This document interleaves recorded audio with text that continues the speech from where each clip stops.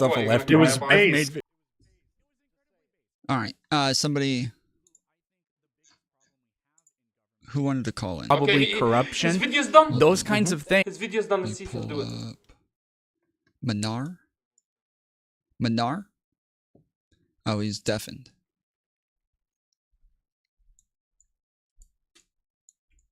Manar? Look, let's go! Who wanted to call in? Hold on.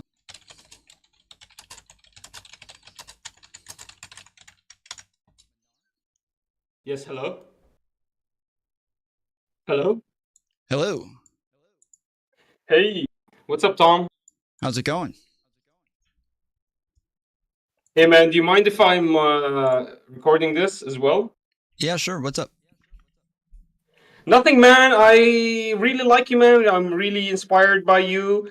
I'm very unhappy that you're not on Twitch anymore, but I've been following you for a hot minute, and yeah, you're very inspiring, man. I just kind of disagree with you on a couple of stances, I believe, and I wanted to know your position on a couple of issues as well. And I saw your Destiny interview recently, and I had a couple of questions on that, so I was hoping we can talk about that a little bit, and we can dive on wherever you want to go first. Yeah, sure. What's up? All right, so I guess let's start with the Democratic Party. You would call yourself a liberal, correct? Yeah, sure. Like I've said before, like I don't really like feel like I identify with any of these labels. Like I feel like kind of like politically homeless and just in the center, but I don't mind if people call me a liberal. So I need to label you because I don't know what to call you other than that. Yeah, that's Like fine. I need to know what like. So would you say the closest thing that could define you maybe is a liberal, values, morality wise, policy wise, what you care about why? Kind of see, that's the problem, is that like when it comes to like what liberals want, when it comes to like a lot of their policy positions, like things like positions on guns, positions on awesome. like global warming, even positions on Medicare for all, positions on like just like abortion, like it feels like most of their like their main positions that you would think of, the like stereotypical liberal positions, are the ones that I disagree with. But I don't think that the Republican Party is like a better option currently. And so while I think that I will agree with Republicans on maybe even most things, as far as values go, I don't think that their engagement with reality is real. I don't think that they honestly engage with reality, and I think that Democrats do. So I just think that they're just like much better at dealing with issues.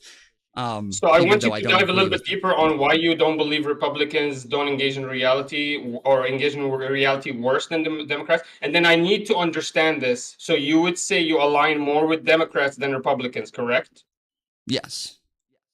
Okay, then dive a little bit deeper. So you align with the Democrats. I would call you a liberal. You don't call yourself a liberal, but if you align with democratic values or you're aligned with democratic morality, you voted for Kamala. I don't know what else I can call you. You understand me? You want to create your own, maybe an anarchist. I know what you mean, but those are all basically No. I'm not saying that. of No, hold liberalism. on. You know, I'm not to saying me, that. they're factions.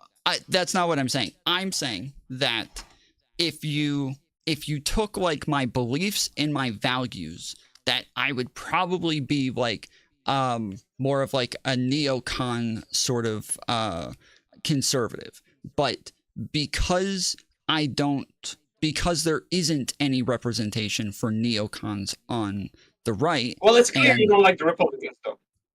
Yeah, kind of, though, because even the MAGA group currently considers themselves anti-Republican. They consider themselves against the establishment, against the GOP. So even they don't consider themselves like with the Republicans. Let's dive a little bit deeper then.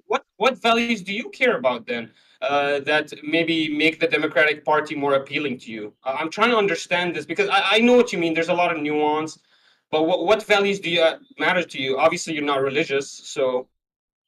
Well, as I said, it seems like the most appealing thing about them is just their ability to engage with reality. So when we're talking about what's going on in the world, it seems like Democrats in like liberal media are just way more likely to be able to tell you what is actually happening. They're willing to engage with institutions. They're willing to engage with data, studies. They're willing to use use numbers. They're willing to engage with what's really going on in the world. Whereas the other side is going to make up shit about like, you know, Jewish space lasers or the hurricanes are being controlled by the government, or the Haitians are eating your cats and dogs, or the election was stolen, or like just that, that Trump didn't really break all of those laws that are real laws and that are on the books and that he admitted to doing. Like, it's just, yes, these are they have no engagement with reality currently. But Democrats I would say that's the same. That's the actual same argument the Republicans would say that why they don't like the Democrats. Not only do they not align morally and value-wise, but also when they look at the Democrats creating arguments for their country and say, hey, don't worry, immigration is great. Hey, Kamala Harris is the same administration, but she's actually the signal for change, even though after The View asks her, hey, are you going to change anything? She says, no, I'm not going to change anything. And I was there in every major decision, but then she's kind of run for change. I would say that the actual Republicans are literally making the same argument against the Democrats and saying, hey, we are disassociating. We don't want to vote for the Democrats because they're gaslighting us. They're telling us that the world is amazing, and or not only are they gaslighting us and saying that the world is amazing, or they'll say, yeah, the world is horrible, but you're going to have to sacrifice for Ukraine. So I would say, isn't that the same argument Republicans do? Like, isn't that the same argument Republicans hate the Democrats for? Yes, but I'm saying that they're wrong. Like, okay, even the things that you just brought up, like that's not like a real full position to say like, oh, Democrats said immigration is great. It's like that's not a real quote. Nobody could just say immigration is great, because what part of immigration? What is it a real problem? Is there something that's actually causing issues? Are they really coming over and raping and murdering people? Are they really opening up prisons and mental institutions and just letting all of them come over the border? Are they really just inviting busloads of people to come into the country and flood in so that they can get them to vote for Democrats? Like, those things, none of those things are fucking real. The fact that even Trump said that there were 20 million illegal immigrants that came in under Biden, there's literally nothing that justifies that fucking number. So the way that they talk about immigration is so far outside of reality. Whereas when Democrats talked about immigration, they said, we need to get more patrol at the border. We need to get more judges. There's too many people applying for asylum. We're detaining way too many people at once to where we have humanitarian issues. They acknowledge that there are tons of people coming to the border right now, but it wasn't because of them. It was because of fucking COVID. And so they didn't cause the issue, but they're doing their best to deal with it. But Biden couldn't deal with it. Only fucking Congress could. And so they tried to get Congress to do what they called the bipartisan immigration bill, and they tried to solve the fucking issues. Look, just because you said they did that doesn't mean that the American people are going to care about it. Just because you say, oh, look, in California, they're working really hard to end homelessness. Why do the Californians care if their homeless are ravaging their town? They're not going to believe you. You need to show proof. So just because you say, hey, we really care about immigration, how does that matter when you open the border? Hold on, that's not what I was talking about. That's not what I'm saying. That when you say, oh, they said immigration is great, it's like, I don't know where that quote came from, but obviously they had issues with immigration that they were trying to deal with. They were the ones coming up with solutions and trying to deal with immigration problems, and they were the ones who were trying to like fix what was going on, whereas Republicans weren't, but they were continuing to blame them for these issues, and they were issues that didn't exist, like 20 million illegals coming over the border, or busloads of them bringing people in to vote. 10? Do you agree then it was 10, it wasn't 20? 10 million illegals? Yeah, do you agree it was 10 million illegals? That's what some reports mentioned. No, from the this is the problem commission that report. Me and you, we're never going to agree on this. Yes, but that's So but let's that move this on. is again. Wait, no, because this is if we're going to talk about why there is this separation here. Let's talk about why there's a separation. Because yes, if I'm looking at government reports that say it's 1.7 million getaways and evades, and this is like a Okay, Republican Commission let me report give you an that says example. 1.7 million, yet you guys still want to get 10 million Let somehow? me give you an Give me example. Let something me give that you says an 10 example. million. Let me give you an example. Very recently, BLS, the Bureau of Labor Statistics, came up with a certain number saying this many jobs came underneath Biden. And so, if you were a 100% like you, a non-believer in any conspiracy, like let's call them conspiracy theories, that like let's call the other idea the opposite idea that no, there isn't a million job increases. It's much less than that. Let's call that a conspiracy, right? So if you were not a conspiracy theorist, you would have 100% believed the BLS's numbers, which were completely debauched in a way that was never seen in at least 20 to 30 years since the BLS has actually been counting numbers. For some reason, they created a statistical disaster when they were counting their numbers and came up with almost a million shorter jobs, which we've never seen. I mean, we've seen. Look, we've seen analysis that wasn't completely accurate, but we've never seen it on this scale. So what you're saying is, if I wasn't a conspiracy theorist, I would have 100% been forced to believe these numbers, never been able to look at any other numbers, and then after the fact, when the after the election, when they do the revision, or as close as possible to the election, when they do the revision, then I'm allowed to start believing these new numbers. See, this is the problem. This is why the No, Republicans I'm not can't sit saying here that. and trust you. I'm not saying that. So I don't I know just why. give you an example. This is an Yes, but example. So but how that's would not you an example respond to that's this? Am I allowed? representative. No, I but Tom, you have to respond to this. Am I allowed to be skeptical about these job numbers when I see reports that are opposite to them? Am I allowed, or am I a conspiracy theorist here? okay, so hold on. You are naming insanely fucking different things and acting like they're the same. One I'm just giving you is an example. Answer yes, to well, that hold on. specific example.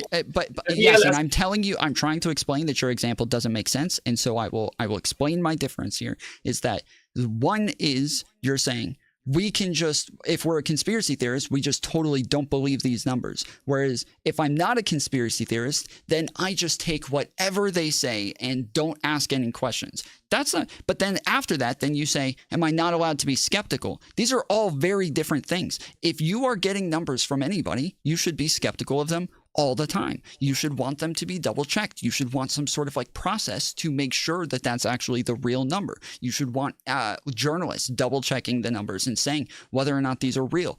But to say like, oh, if I'm a conspiracy theorist, I just don't believe anything. And if I'm not a conspiracy theorist, then I just take whatever's handed to me. Nobody engages in this way. Literally nobody. Yeah, you Like, would call me. Look, all I'm mentioning is if using that example, if I was looking at contradicting reports according to the Bureau of Labor Statistics, there were contradicting reports, but it wasn't directly from the governmental organization. It wasn't completely accepted as mainstream governmental reporting. Then I would be a conspiracy theorist. You would be calling me a Republican that's peddling misinformation, bad information, even though after the fact, your own sources are going to have to agree with me. So my question is, respond to that actual position here, my actual example here. Am I a misinformation Republican pusher, or am I a person that's looking in? I got an opposite view, and we need to actually start discussing this. And I'm having a real personal problems with this. Like I'm having objections about this, and I want to voice them out.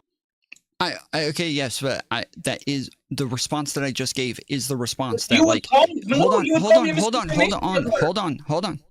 That just disagreeing with something, if you have numbers behind it, is not an odd thing. When you said, well, what about 10 million? I said, well, give me something that actually says 10 million. I didn't say, oh, you're just a fucking conspiracy Okay, there were theorist. I didn't certain say that. I reports. said, give me something that says 10 million because I'll give you There something were that says certain 1.7 third-party million. reports, independent from government organizations, part of NGOs, that created these reports, and they came up with these numbers. But apparently, that's why I brought you this example, because earlier I mentioned the same Wait, thing. You the told me 10 basically if it million wasn't number? a governmental organization, you wouldn't believe the numbers. Wait, the 10 million number? Yeah, like the 10 million. I can show you reports that there's a 10 Yeah, million number. I'm happy to look at it. Yes, if they it depends on the process that they use. Like all of it depends on like how they're coming to this conclusion. Because when it comes to the government, they actually have like the actual border agents who are there, who are witnessing these things. They actually have camera footage. They actually have. And so hold on. I'm saying that they actually are like these are the people who report the information, and they're the people who would know best. Now, if somebody else came out and said, "Hey, we talked to border agents, and they said that the numbers that they reported did not go on that official report, and that and then we were able to go and get other information from inside people who were able to show us that the numbers were manipulated. That at one point it said 1.7 million, or at one point it said 10 million, and then they changed it, and we can't find out why the numbers changed when everything adds up to 10 million, then yes, I would start to be very skeptical of that 1.7 million number. But if I don't have that, and I just have somebody saying like, yeah, we went and did our own analysis and this is the number, but they don't tell me how they got to that number. I don't have any math. I don't have any like way to engage with it. Let me give you another argument then. Here's the second argument, is that if you actually just want to rely on one governmental organization, you're going to open yourself up to human error in a much more widely way. Instead, if you open yourself to multiple organizations committing to the same investigations and creating the same reporting, you are in much better shape. You're coming up with much better numbers. Would you agree with me or disagree? So that's the whole argument, is that the idea that only the government is allowed to... No, let me finish. The idea that only the government is allowed to come up with these numbers and no independent party or source is allowed to contradict this, and if we do, we are Republican misinformation peddlers, is kind of ridiculous. You have to agree with... I don't. So if you ask me, Tom, how many times did you go pee today? And I say, I went pee 10 times. And then somebody else comes in and they're like, actually, I say Tom went pee 50 times. Like, okay, how did you come to that information? They're like, wow, you're really only going to accept one source? What? No, I'm asking you how you came to the fucking information. You have to be able to prove your own fucking numbers. The government is the authority on how many people came over the border. They just are the authority. I am the authority on how many times I went pee today. That's me. Nobody else knows, just fucking me. But if you think you know, you can try to prove it. You can try to show how I went pee 50 times today. But we would need that fucking that evidence, and that's what I'm saying, is that when other outside agencies come in, I haven't seen any evidence that actually shows it. Whereas the government doesn't have to just show evidence; they are the authority on it. Tom, that's a very bad analogy. It's not accurate, because you're the only person that can see if you're peeing or not. But there's multiple organizations that come in and look at the border security records, for example, to see how many people are going crossing. But that's hold on, wait. That's not a bad analogy. Hold on, stop. You are not understanding. You are somehow missing my entire fucking argument. I just said that if they want to disagree, they can show the evidence. When you're saying, hey, there's other outside NGOs who are able to show what the government numbers actually say, and they're able to show their evidence, then that's evidence. That's what I said. I said they can show their fucking evidence. In your example, I can't show evidence because I can't show proof that you went to pee 10 times in one day. I can't. Hold on. In your evidence, in your example.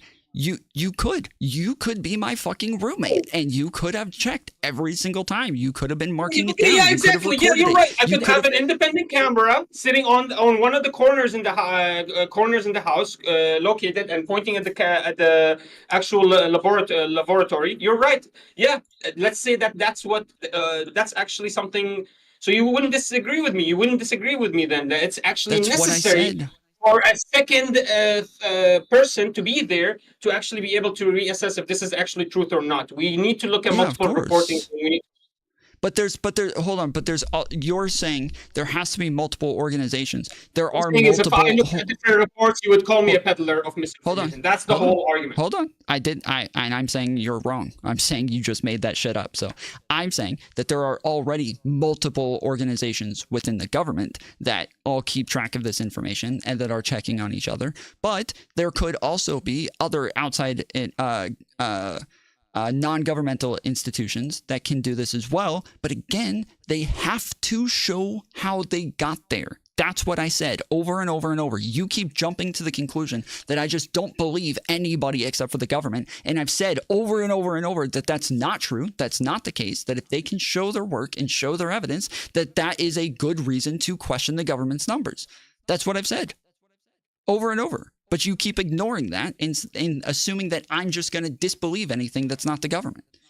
So let's say then that I proved that these people that you were calling Republican misinformation peddlers actually did that exact thing.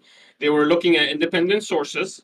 They were looking at governmental organizations, but they recognized, wow, there's been so many errors in reporting. Seems like they're creating new analytics compositions or statistical processes to come up with these numbers that are kind of brand new because they're coming up with insane amounts of margins of error. And you're like, wow, let me look at another independent source that has a different angle. That's the whole argument. That's why we're here, Tom Fuller. Did you forget that you were calling us misinformation peddlers because we didn't agree with you that the numbers of the Bureau of Labor Statistics said that it was 800,000 more jobs than it was? And when we called that out, basically that's the same thing. When I call out that there's 10 million immigration, you're like, no, it's only 4. It's only 5. And I'm like, okay, relax. But the reportings I'm looking at are like, there's many less, so or many more. So, like, I'm not a peddler of misinformation. I'm just looking at the bigger picture. I'm looking at it more objectively than you, let's say. Okay, you're just, and okay. Engage with what I'm saying, please. Don't go on another ramble about like how you feel oppressed by me, okay? Just actually engage with what I'm saying. When I say that they have to show evidence for how they came to that conclusion, what do you disagree with there? Please tell me, what do you disagree with when I say that? So what part of that? Okay, I'll disagree with you that the first time they said the 10 million number didn't come with evidence. That's what I would disagree. That they would never say these numbers without the evidence attached to it in the first place. Okay. Like, for example, when Trump says eating the dogs, he would never say that unless he's had seen a report saying somebody was eating the dogs. Do you understand? This is what the whole, that's what I'm debating here. Okay. So I don't know what you're referencing when you keep saying you called them misinformation peddlers on immigration. I had maybe 10 to 15 different debates on this. And every single one of them, I asked them, where did you get those numbers from? 0 sent me anything. Not a single person sent me anything. One chatter sent me something one time, but what they sent me was how many people have been seen at the border. They did not send me how many of them were illegal immigrants and how many of them were let into the country. Whereas like how many get detained, how many get taken back and deported and returned and all that, those are totally different numbers than how many illegal immigrants were let into the country. So if you want to... Yes. Tom Fuller, in the, because it's the holiday season, for let's get to this point. So if I can actually provide you reports and evidence that my numbers disagree with yours, I'm not a misinformation peddler. You agree with that? Yes, of course. If you're okay, right, of course it's not misinformation. Yes. Okay. You say you've watched a lot of my content, so you would know that. Hold on. Stop. So if you say you watch my content, you would know that when I bring these people on, I ask them for evidence, I ask them for numbers, and if they provide things, regardless of what the debate is, immigration or whatever else, we pull it up and we will spend sometimes fucking 30, 45 minutes just reading reports and going over data. Like it's boring as fuck for the people watching, but I don't care. I'm actually looking for the actual information. I'm looking to see what is actually true, and so we go and we check it. I really like that, but there's something I didn't like about that Destiny interview, because you really didn't check anything between him. It was almost like I didn't want to interrupt you guys. I wanted to leave you guys in the room alone because there's some kind of connection there. I didn't want to be there. But I have so many questions to ask you, Tom. Before you kick me out, I just want to know, what do you believe is the future of the Democratic Party going to look like? Tulsi left, RFK Jr. left. Looks like all the populists have ran into the Republican administration. Even the Republican Party has completely shifted form and changed into a populist party. The administration seems, I know you might disagree, and I would love to have, if you have time, I would love to see if you actually like the administration or not. But my question is, what do you think the future of the Democratic Party is looking like? How are they ever going to be able to capture these votes again? What are they supposed to do? Because I heard you talked about this to Destiny, and I was a little bit petrified with you guys talking about media control. And I'm surprised that there wasn't. Are you guys arguing that there wasn't enough media control? Like, how? What? Like, so I want to know what is the movement forward after you had that discussion with Destiny. Your own analysis. What do you think the move forward for the Democratic Party is going to look like? So I'm happy to. I just wrote all that down, so I'm happy to answer that. But I do want to check first. You were just asking a hypothetical about if somebody happened to be right about immigration, if I would still call them wrong. Is that it? You were. I thought you were about to send me something, and we were going to go over data. But you're saying, hey, if somebody was right, you wouldn't say that they're wrong, right? That's all that was. It was just a hypothetical on if there actually were more immigrants. Yeah. Okay, if you want, I'll bring you the 10 million report. I'll show you the report that I was reading. But yeah, basically what I was telling you is, even though the Bureau of Labor, and I used a specific example, even if the Bureau of Labor Statistics says there's a million more jobs, and I show you a report that there's not a million more jobs, then that should be enough, as long as it's enough, as long as it's actually a good source. That mean you can agree that this is a good source. You know, like basically, yeah, you should agree to me that this is good information. Yeah.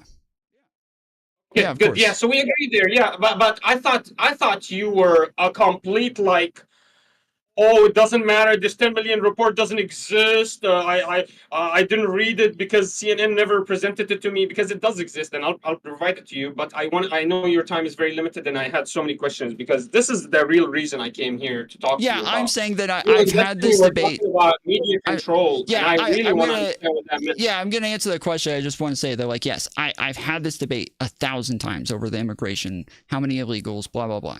And as I said, not a single person ever sent me anything. The only thing I ever got sent was how many people were encountered at the border. And that's the number that they were using to say that's how many illegals they brought into the country. Whereas you would assume by far the majority of those people are getting deported back, and that they're not let in. And so it wasn't an accurate number. And so I'm saying that, yes, I've looked for the numbers. I've looked for the I've looked for something. I'm going to send this right now in the chat. This is the Homeland Security. But I was going to say, Trump said 20 million. You're saying 10 million. Andrew Wilson said 5 million. Other people that have come on have put up a bunch of different numbers in different places. And so everybody is seeing very different information from what I've seen. Okay, because that exactly, because you guys look at the first report, you see the smallest number, kind of like what happened with Israel. They saw the biggest number, 1,600. They kept pushing those reports, even though the number of deaths, casualties kept going down of the November. Well, I looked at the commission audit on the border by Republicans. So I sent you this. There's a startling stats fact sheet. Biden administration on track to reach 10 million encounters nationwide before end of fiscal year. So this is obviously so there's and this is May 22, Where did you 2024. Send it? So I just sent it in your chat. Manar Reports is my name. In what chat? In the YouTube chat. Oh, you can't post links in YouTube chat. Yeah, sorry. YouTube doesn't allow, like, it's Twitch allows links. Unfortunately, YouTube doesn't. So kind of sucks. I sent it to you. It says here, startling stats fact sheet. Biden administration on track to reach 10 million encounters nationwide before end of fiscal year. And this is brand new May 22, 2024 report. Do you understand why this is so important? Because it doesn't go on the .gov websites until too late, until Biden left office. Then we realize, wow, by the end of the year, he's gotten 10 million new potential illegals that are potentially. Okay, so real quick, I just told you that I didn't see anything that said that's how many illegals came into the country. The only thing anyone ever sent me was the amount of encounters, but encounters are not illegals let into the country. And now you're sending me a thing that says 10 million encounters after I just said 3 times that encounters are not illegals let into the country. I just said that like 10 times. And just real quick, I would find it odd that you didn't You didn't make some sort of argument against that in the 3 different times that I said those are not illegals. You didn't argue against that a single time. But now you've sent me something that says it's encounters, and now you want to argue that. That seems a little odd to me. Let me give you an example. According to this report, one of the most revealing statistics revealed by CBP was that encounters at southwest border ports of entry in April 2024 grew nearly 100% to April compared to April 2021. So you cannot tell me 100% increased encounters at that border does not equate, especially with what we've seen now with how many holes there are in the southern border and the border patrols coming out, whistleblowing, talking about the horrible administration of that they do to these people. You cannot tell me that these extra encounters by 100% do not equate to more people walking in. So if 100% increase of people coming in and being encountered, and look, it finishes here. This is evident through the number of appointments scheduled through the CBP One Mass Parole Scheme, which skyrocketed to more than 591,000 since January 2023. And then it starts giving out more numbers. So it's clear that the Biden administration has used unlawful mass parole programs to hundreds of thousands. Look, understand. Wait, hold on. But you're moving. Hold on. Wait, you're moving. No. Let me look. I'll show you the reports, but I'm just teaching you how to read the reports. Wait. No, you're not. No, you're not. Hold on. You're not teaching me anything. Hold on. You're moving to a different argument now. I need to address the first 3 that you made. The saying that their numbers are up means that we can assume that the illegal immigrants that have been into the country have gone up. I can agree with that.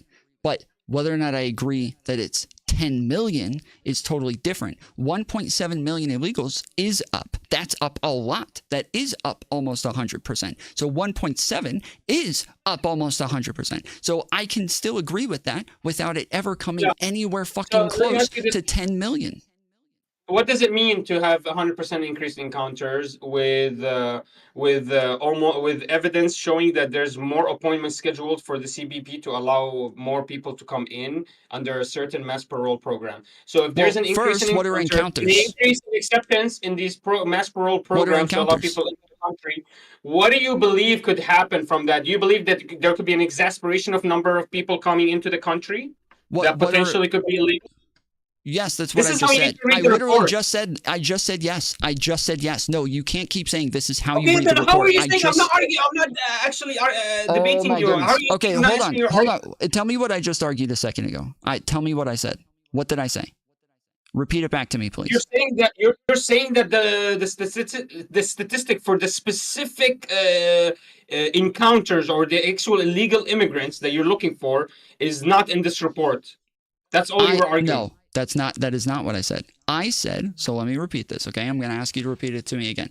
I said that 1.7 million illegals coming into the country is a 100% increase. So where you're saying, when we look at 10 million encounters and we say that we can assume when there's a 100% increase that there's probably also an increase in illegal immigration, I said, well, the numbers that I have are a 100% increase in illegal immigration. So I'm saying that my number does reflect that there is a huge increase in illegal immigration, but that's still not 10 million, which is your claim. You have not backed off that claim yet. You have not said yet that it's not 10 million. You haven't said that once. You are still trying to justify 10 million, but also arguing that, well, it's not 10 million. It just shows that there's more, but we don't know what that number is. And I'm saying that number is 1.7 million. That's the number that I'm using. That is the increase.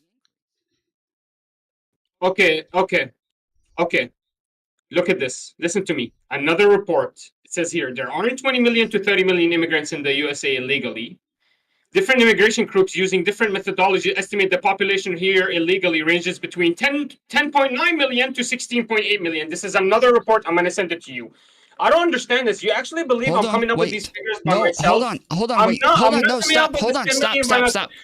I don't like to know that there's 10 million illegals. I'm reading the report. Hold on. I gotta mute you if you can't stop when I'm telling you to stop. Okay, you are not arguing against me. Okay, I have to keep telling you, you are not Okay, I arguing brought you a against me. news source that Okay, says 10 million numbers. hold on. No, it doesn't matter. That you're telling me how many are in the country. That doesn't mean they came over the border under Biden. That's not relevant to what we're talking about. It's totally irrelevant. So is encounters. Encounters are totally irrelevant. I don't know what. Can you please hold on for 1 second, please? Just stay for 1 second. We are talking about 10 million encounters right here. Can you please admit that encounters are not illegal immigrants in the country? Can you please say that? Yes, I do not think that all 10 million encounters are illegal immigrants in the country. Can you say this?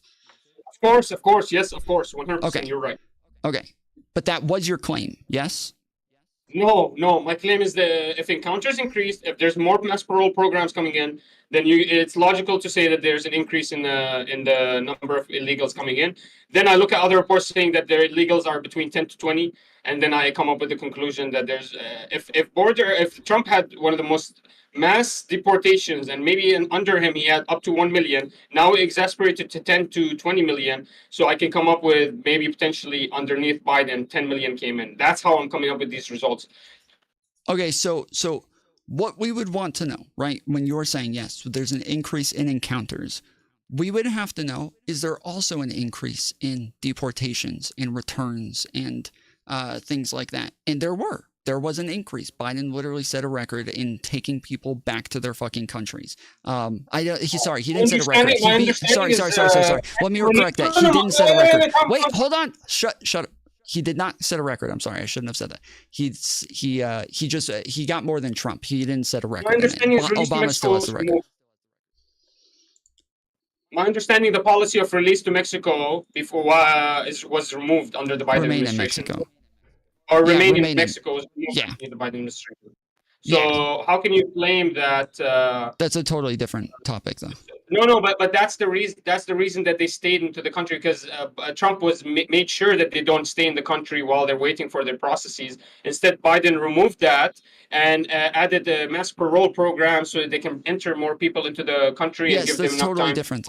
That's a totally different topic, though. You can be correct. We could even agree on it, but it's not. It's just not relevant to this topic. Whether or not they allowed people to come in, those things take 4 to 5 years, so that can't apply to this. You said the deportation increased as well, but how can the deportation as well increase if one of the most biggest policies for deportation, which is that wasn't one of the biggest policies, it only affected like a couple 100,000 immigrants under Trump. It was not a big difference. It was barely affected anybody. It was a calamity. It was a calamity when Trump instituted it. Now you're telling me it wasn't effective at all? No, it was against the law, but it wasn't. It didn't actually affect a lot of people. But it is, yes, it did. They did have a bunch of people who had to remain in Mexico, and tons of those people went missing while they were supposed to remain there, which is the entire idea of getting them out of their country and them claiming asylum.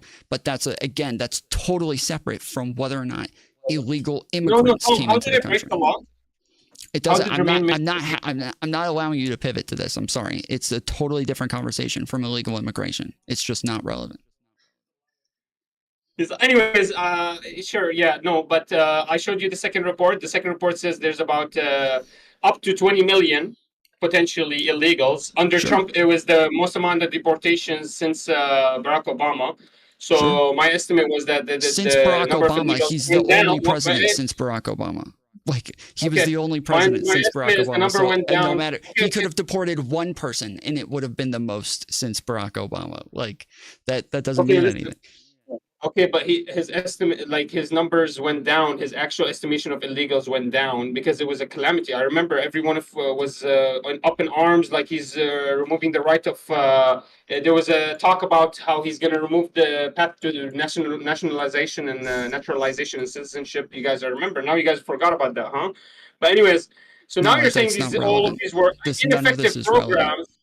None of this is relevant. No, this is relevant because remember when you guys were talking about how it's the biggest calamity in the whole world that Trump is going to be elected. Now all of his policies were ineffective. They were useless. They didn't really create a lot of change. That's not what I said. That's not what I said. I don't know why you have to keep strawmanning me. You can't engage with what I'm saying. He created a lot of deportations, and then you said No. That doesn't mean that that's a big number or anything. But I'm telling you, listen, he deported more people than and he Why did you created just do programs that? Why did specifically. why did you just do that? Where remain in Mexico means that they never come into the country until they are approved for asylum. That has nothing to do No, with but illegal even if they immigration. cross the country, no, even if they cross the country and they were asking for asylum, they're shoved back in. That's what happens. Even if they cross the country for Sure, asylum, sure. they're And shoved how back in. many That's what people? Yes, and how many people were made to remain in Mexico? How many? So That what's the argument right now? So is the argument that there isn't 10 million illegal immigrants, or is the argument that 10 million illegal immigrants did not come underneath the Biden administration? Is this Why which one did is you the just argument? pivot again?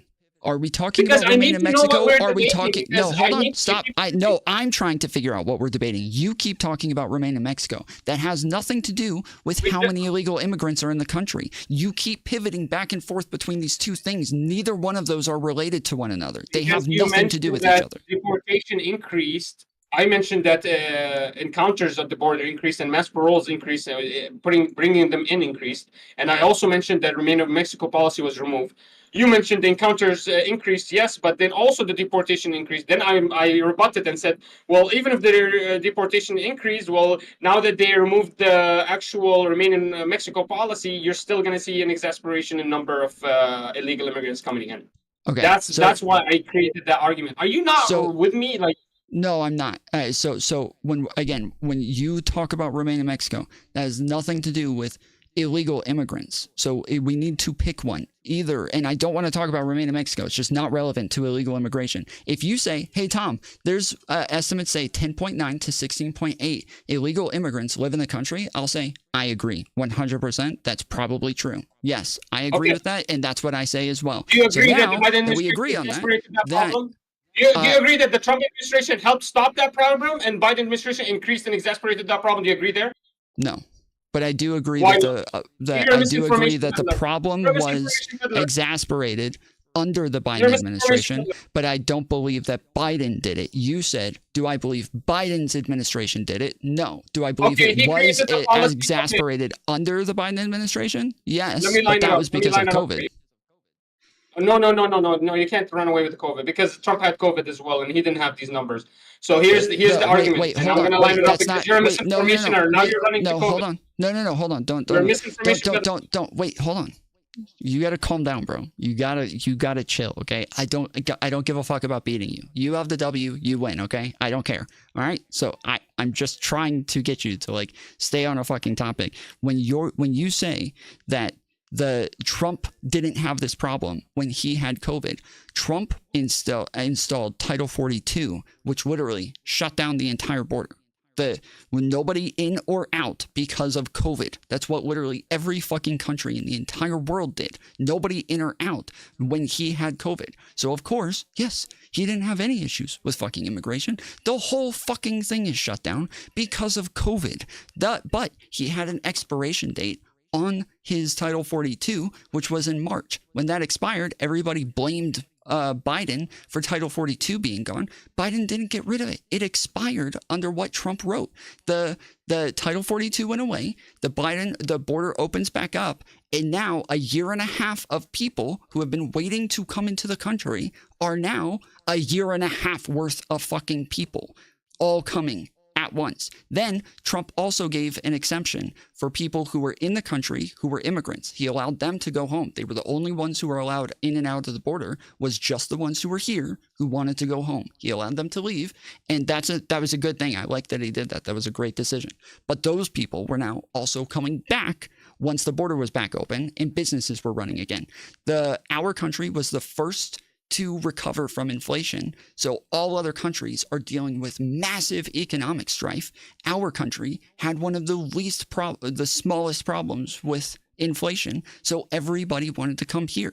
So yes, because of COVID caused the inflation. COVID caused the amount of people coming over.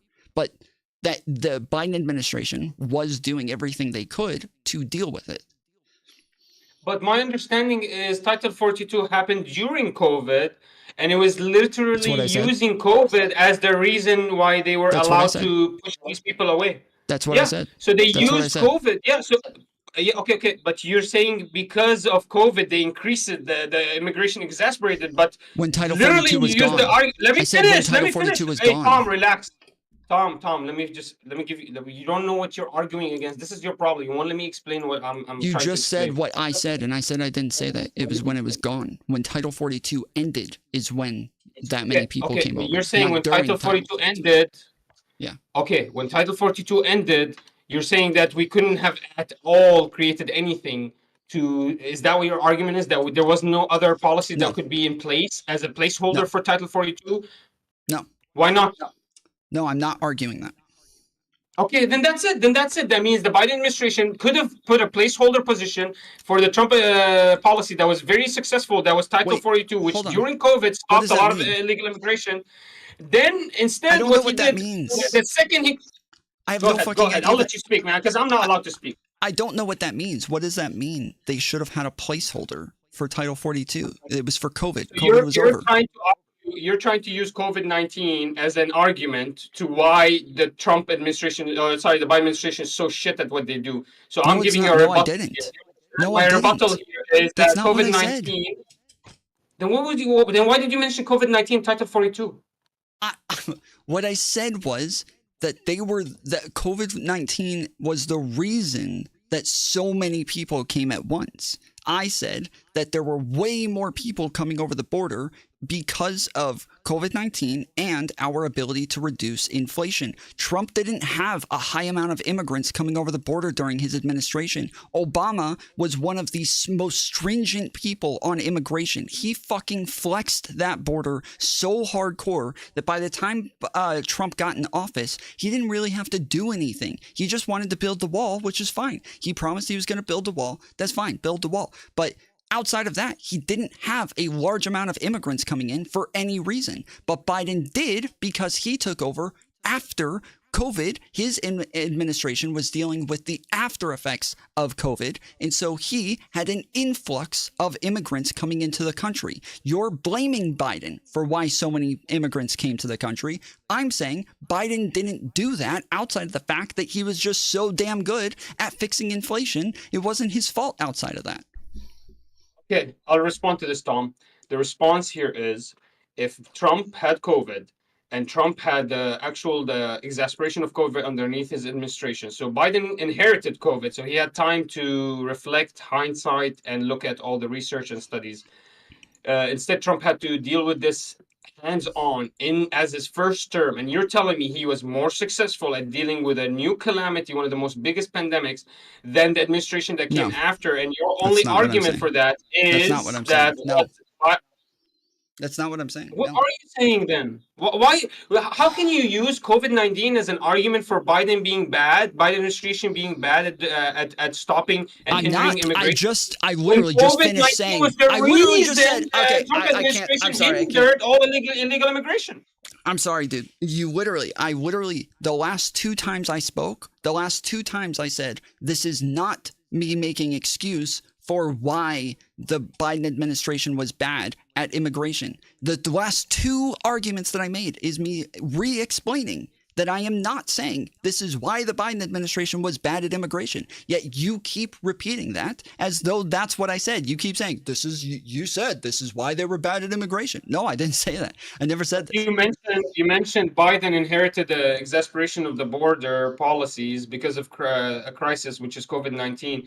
But what I'm looking at, what he inherited is a great border. And all he did was he decided to get rid of Title 42, or he let it pass by him. Yes, and then he just didn't actually give any care. Or maybe Kamala Harris was supposed to be the border czar. She didn't give any care to the border. What's the argument? The border. COVID-19. You can't say that COVID-19 exasperated illegal immigration because Trump had COVID-19 and it didn't exasperate illegal immigration. Oh my goodness, bro. Okay. We're gonna do this step by step. Okay? What I'm telling you. Yes, you keep saying no. We're gonna do this step by step. Okay. Title 42 stopped anybody from coming in or out. Can you repeat that back to me? Title 42 stopped anyone from coming. Stopped anyone from coming because of COVID-19 to the USA. Yes. Okay. So when you say applications online. Yeah. So when you say Trump didn't have this issue with COVID-19, I'm saying while Title 42 was in place, For COVID-19, Biden didn't have Who this put issue Title either. 42 in place? Trump put Title 42 in place. Well, okay. And so he puts it in place for COVID, right? When COVID is over, every country in the world had similar policies to Title 42. We all did the same shit. We all completely shut down our borders and we said, nobody in or out. That's it. We're shutting it down. Every fucking country in the whole world did this, okay? So it wasn't specific to Trump. He wasn't the special mastermind that came up with this. Trump did the same thing as the whole world, okay? Then it expired. Why did it expire? Because COVID-19 was over. We were not in an emergency scenario anymore. We didn't have to stop people from coming in or out because we're terrified of a deadly virus coming in. We were 99% vaxxed by the time this expired. So we didn't have to worry about that. It wasn't a problem. So when you say, well, Biden could have put in another placeholder for Title 42. Well, he didn't need to. There wasn't another COVID. Trump could do it. He didn't do it before COVID. He did it when COVID happened. That's when he did it. It was only there for COVID. That's it. That's all it existed for. COVID's over. Title 42 is gone. We don't need a placeholder for it. COVID's gone. Okay? We got this?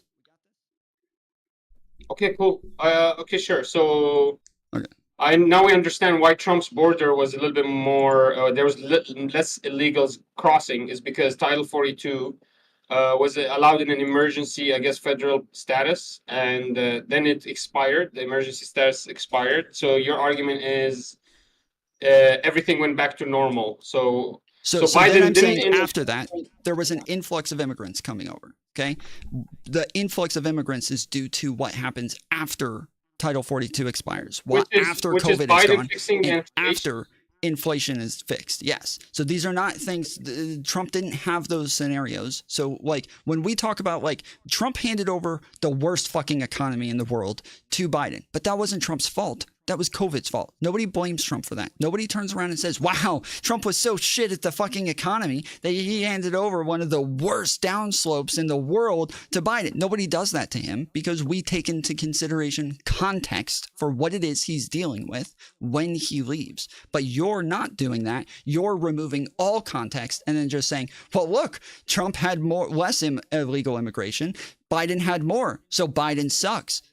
That's just totally unfair. If we're going to do that, then yes, Trump fucking sucks at the fucking, at the economy. He fucking fucked up the whole economy then. But that's why I mentioned Remain in Mexico. There was more policies than just Title 42. Yeah, there were, but those didn't stop illegal immigration. I'm saying that Trump never had an influx of illegal immigration during his whole administration. He had one of the lowest levels of immigration because during Obama's administration, you can watch it drop down, down, down, down, down. After Bush dealt with it pretty stringently, Obama dealt with it pretty stringently, and both of them, you can watch it go down, down, down, down, down, and then once it gets to Trump, it just kind of stays along the path that it was already on. He didn't have to do anything because it was already dealt with by Bush, and I'm not giving all the credit to a Democrat. It was Bush and it was Obama who put into place all of the immigration policies that really locked down our border and really like set up a stricter border that made immigration go down. So do you understand that there was actually lawsuits against Joe Biden administration trying to block him from stopping Title 42? According to what I'm reading here, in May 22, 2022, District Judge Robert R. Summerhays, an appointee of former President Donald Trump, temporarily blocked the Biden administration from winding down the use of Title 42. Then another federal judge, Judge Emmett Sullivan in the U.S. District Court in Washington, D.C., handed down an opposite ruling in November 2022 and blocked the federal government from continuing to use Title 42. So there was actual lawsuit from Arizona, Texas, and it says here 21 other states.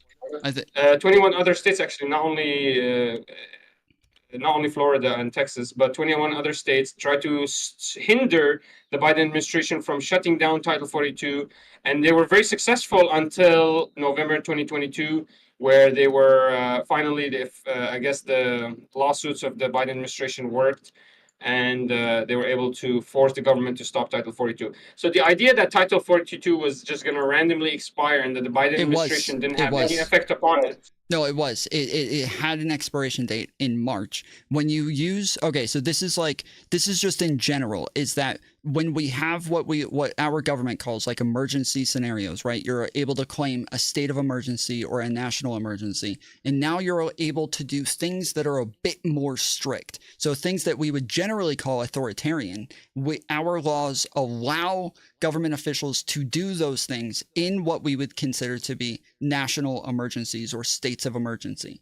So when you do that, though, you under the law, you have to put an expiration date on it. You can't just say, oh, I'm putting in place this authoritarian measure that will go on for the rest of eternity, right? So like when Democrats or in Republican states all locked down everybody and said you have to stay in your houses. This was the thing that they were allowed to do under states of emergency, but they had to put expiration dates on them every single time because there has to be an expiration on how long you can do that, right? So it did have an expiration on it. Yeah, there was an expiration, but the argument was that if you open Title 42, according to the 21 states, and there are a couple of states that filed their actual lawsuits separately. But basically, the argument was that if you open Title 42 right now and you force the government to open the border, you're going to create a national health crisis. So that's actually the argument that the states argued for the federal government to keep holding on to Title 42.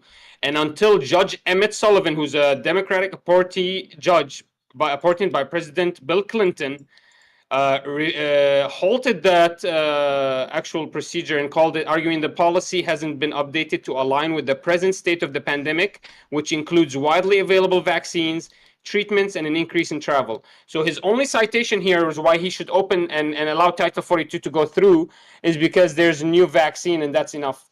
But they argued that that's not enough. You're going to create an exasperation. You're going to create a problem. You need to hold off on that. And this judge disagreed, this Democratic appointed judge.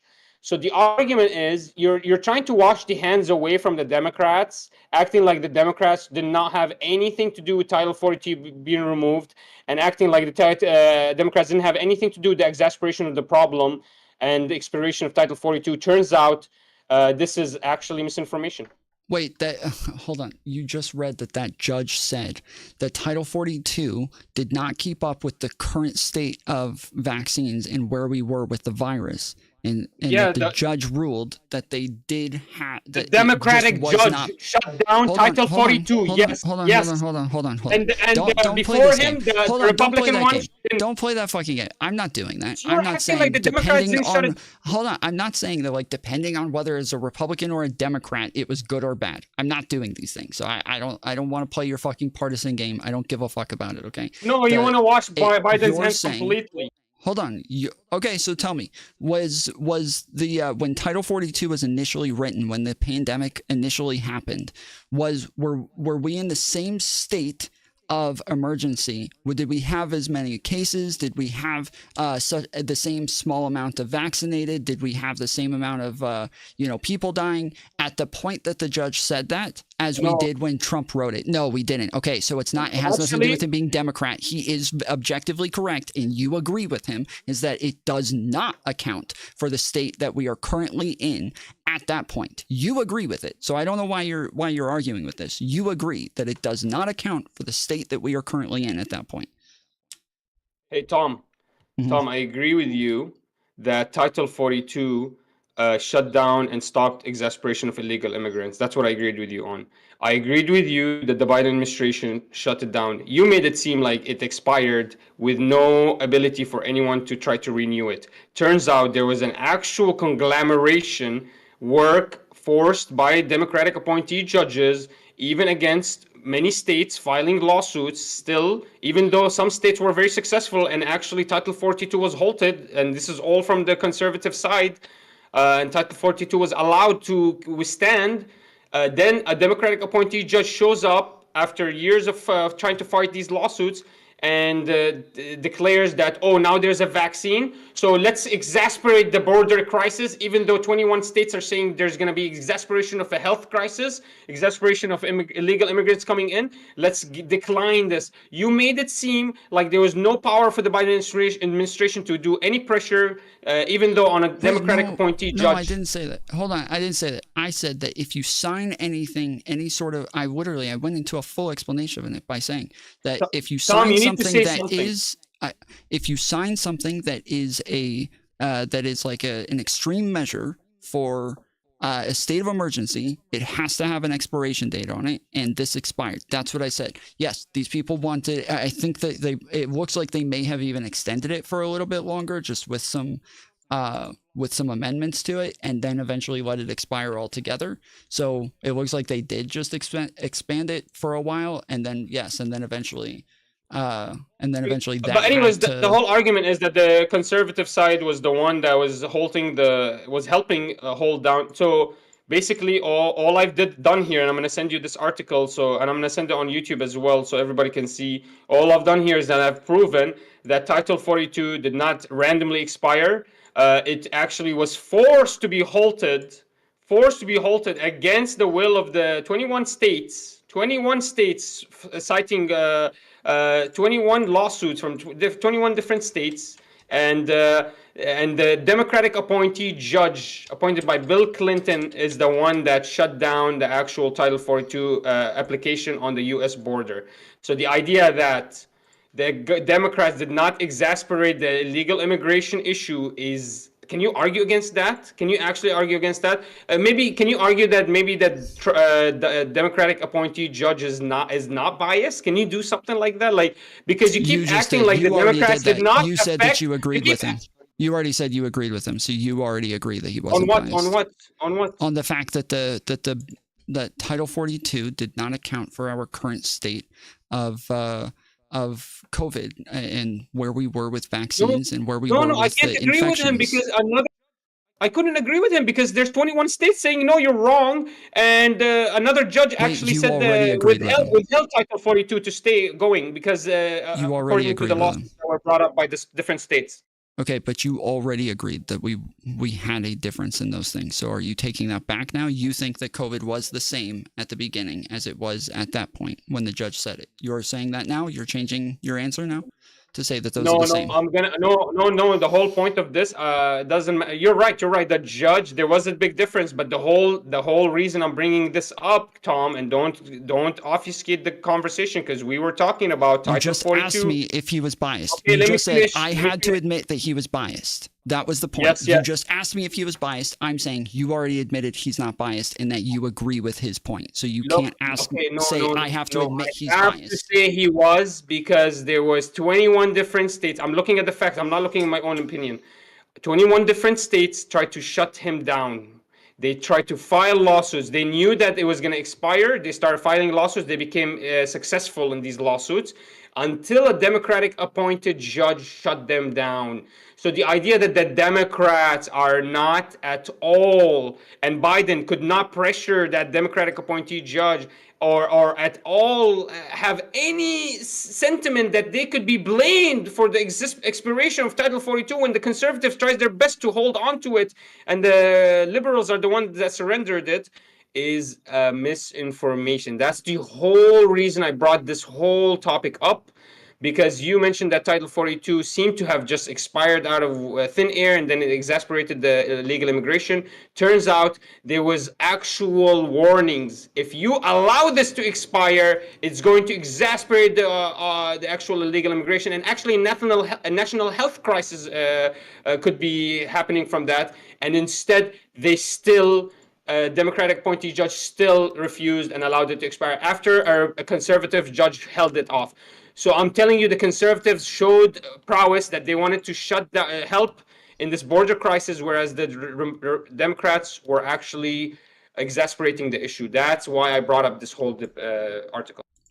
Okay, I don't know why you're pivoting. So your question to me was, you said, Tom, you have to admit. stay here. Don't go back to why we brought up the whole topic. I want to get back to that, but I would like you to please engage with the topic before rambling for another 3 or 4 minutes that doesn't address what it is that I'm saying. So you said, Tom, you have to admit that this judge is biased. And I said, I don't have to admit that because you already agreed that he's not biased and that you agree that Title 42 does not actually account for our state of affairs in that moment. That is all that matters. How many states sued doesn't matter. It literally doesn't matter at all. What matters is when the judge made his decision, do you agree with that decision? You're saying, yes, I agree with that decision, but No, I 21 states have sued him. When did I say Okay. yes, I do? When did I say yes, I do? I asked you. I don't said, remember saying yes, okay, I do agree with him. I will repeat it to you, and if you'd like me to, I can pull it back up and play it for you. You said, this judge said that he was going to allow it to expire because the current Title 42 did not account for our current state of COVID, that with vaccines and infections and everything. You said that. Yeah, and then I said that there was lawsuits from different states saying no. Hold on. That's irrelevant. Stop bringing that up. So then you said that was his reasoning, and I said yes. And do you agree with that? And you said no. Yes. No, I don't.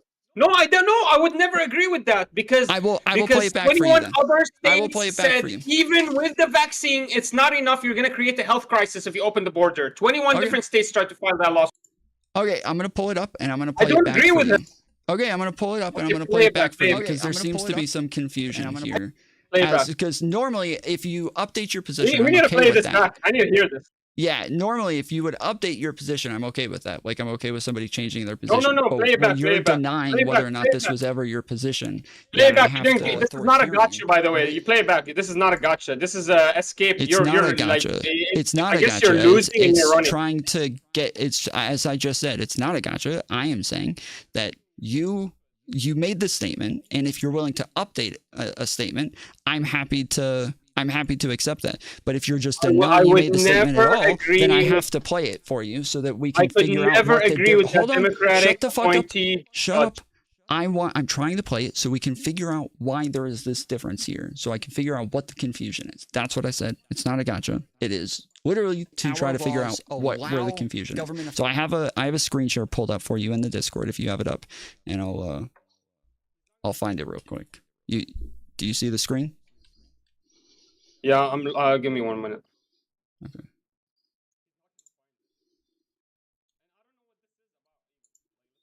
Yeah, I'm in here. Okay. Yeah, there was an explanation, but the argument was that there are a couple of states that followed their actual law. Actually, the argument that the states argued for the federal government to keep holding on to Title 42, and until Judge Emmett Sullivan, who's a Democratic appointee judge appointed by President Bill Clinton, halted that actual procedure and called it, arguing the policy hasn't been updated to align with the present state of the pandemic, which includes widely available vaccines, treatments, and an increase in travel. So his only citation here is why he should open and allow Title 42 to go through is because there's a new vaccine and that's enough. But they argued that that's not enough. So right there, you just made the statement of what the judge said.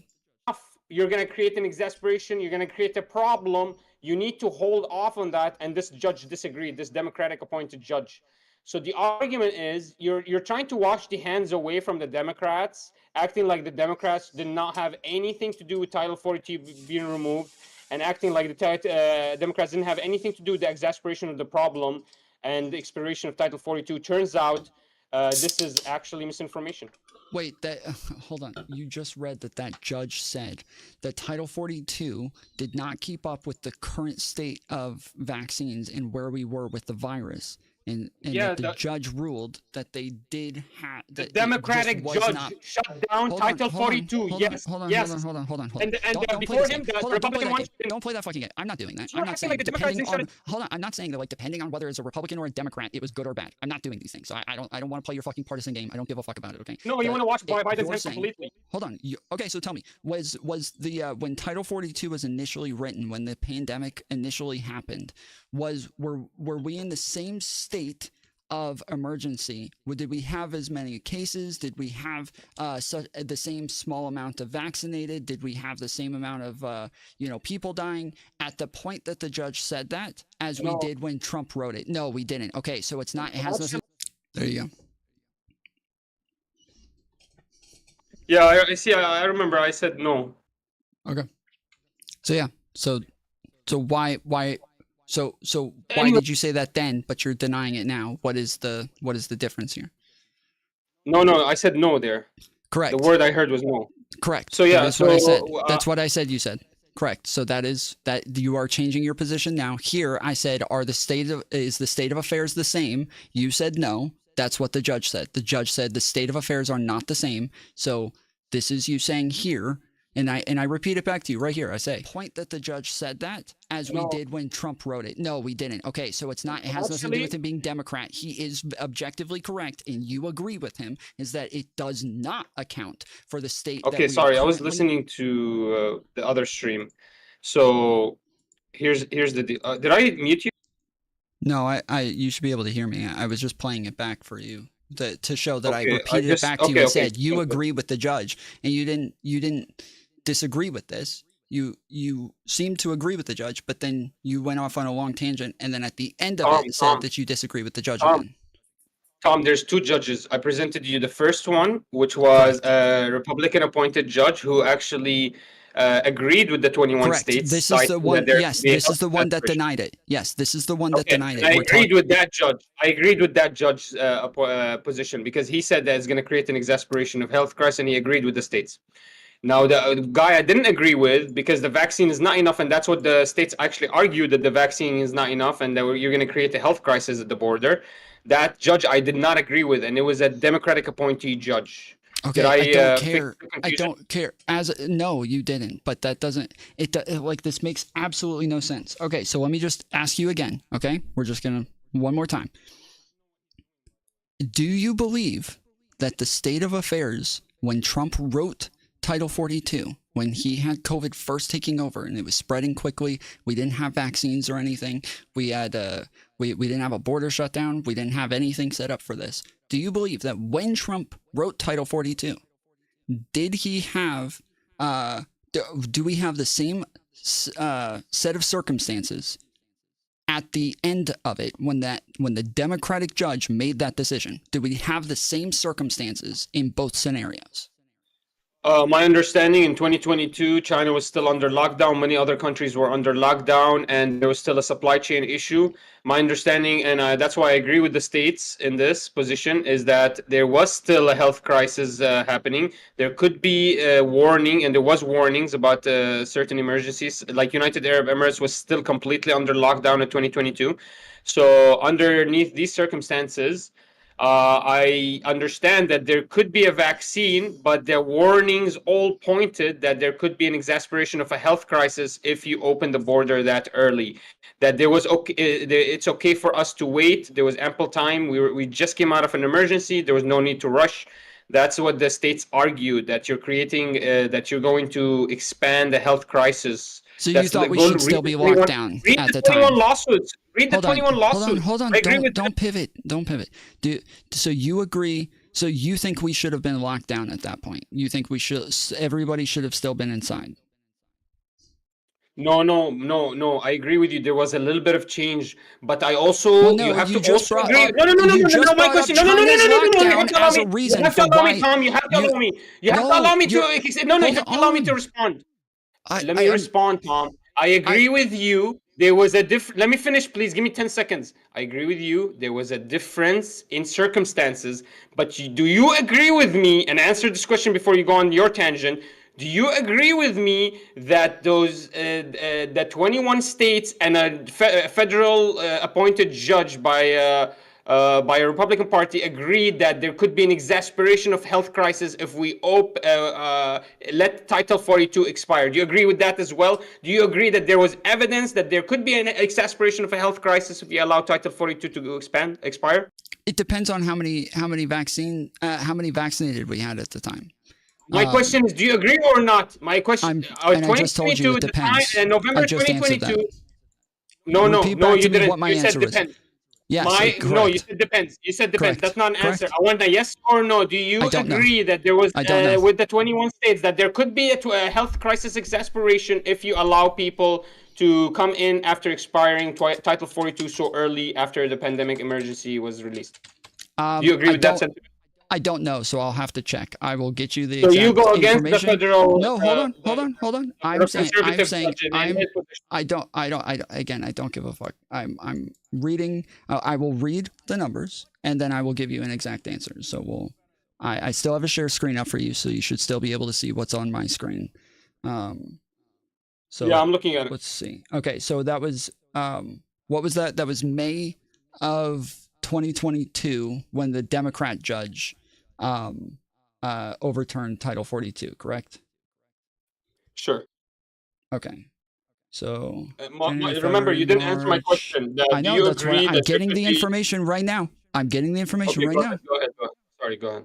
All you need to do is read the 21 lawsuits that the the states brought to the federal government to try to keep Title 42 intact. Read those. All of them cited health crisis, health risks on the border, exasperation of the number of people. Okay, so yeah, it Good says at debate, this guys. point, Can I talk to your it chat says for a at this second? I'm point so small. where it's at, well, I'm answering the question. It says at this point that we are at 78%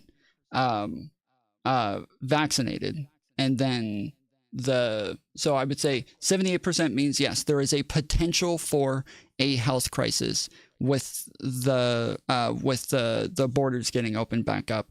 If they went back to like business as usual, just allowing people to come in all willy-nilly like they were before, then yes, there is potential there for that to exist. Okay. Do you agree that there were certain countries still under lockdown? So there could be possible that it's a signal that there is still a health crisis looming. Is that could be possible signal indicator maybe? Yeah, sure.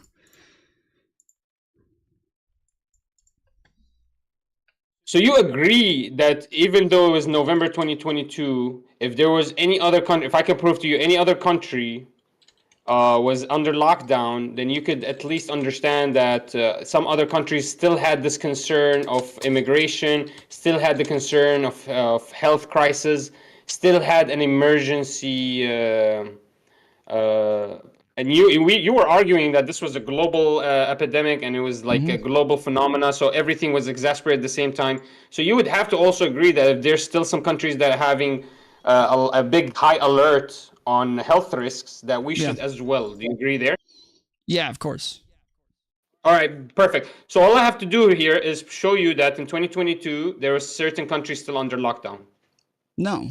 And then you would have to agree with me that there could be a health crisis exasperation if we allow Title 42 to expire.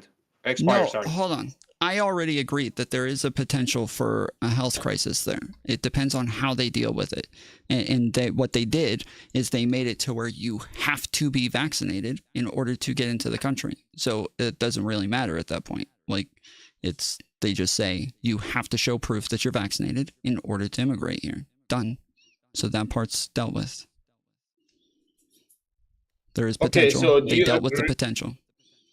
So, so depending on if there was so depending on, so you said depending on the vaccine, your vaccine is your number one indicator that now we can go back to normal, or do you have any other indicators that show you that you're allowed to go back to normal?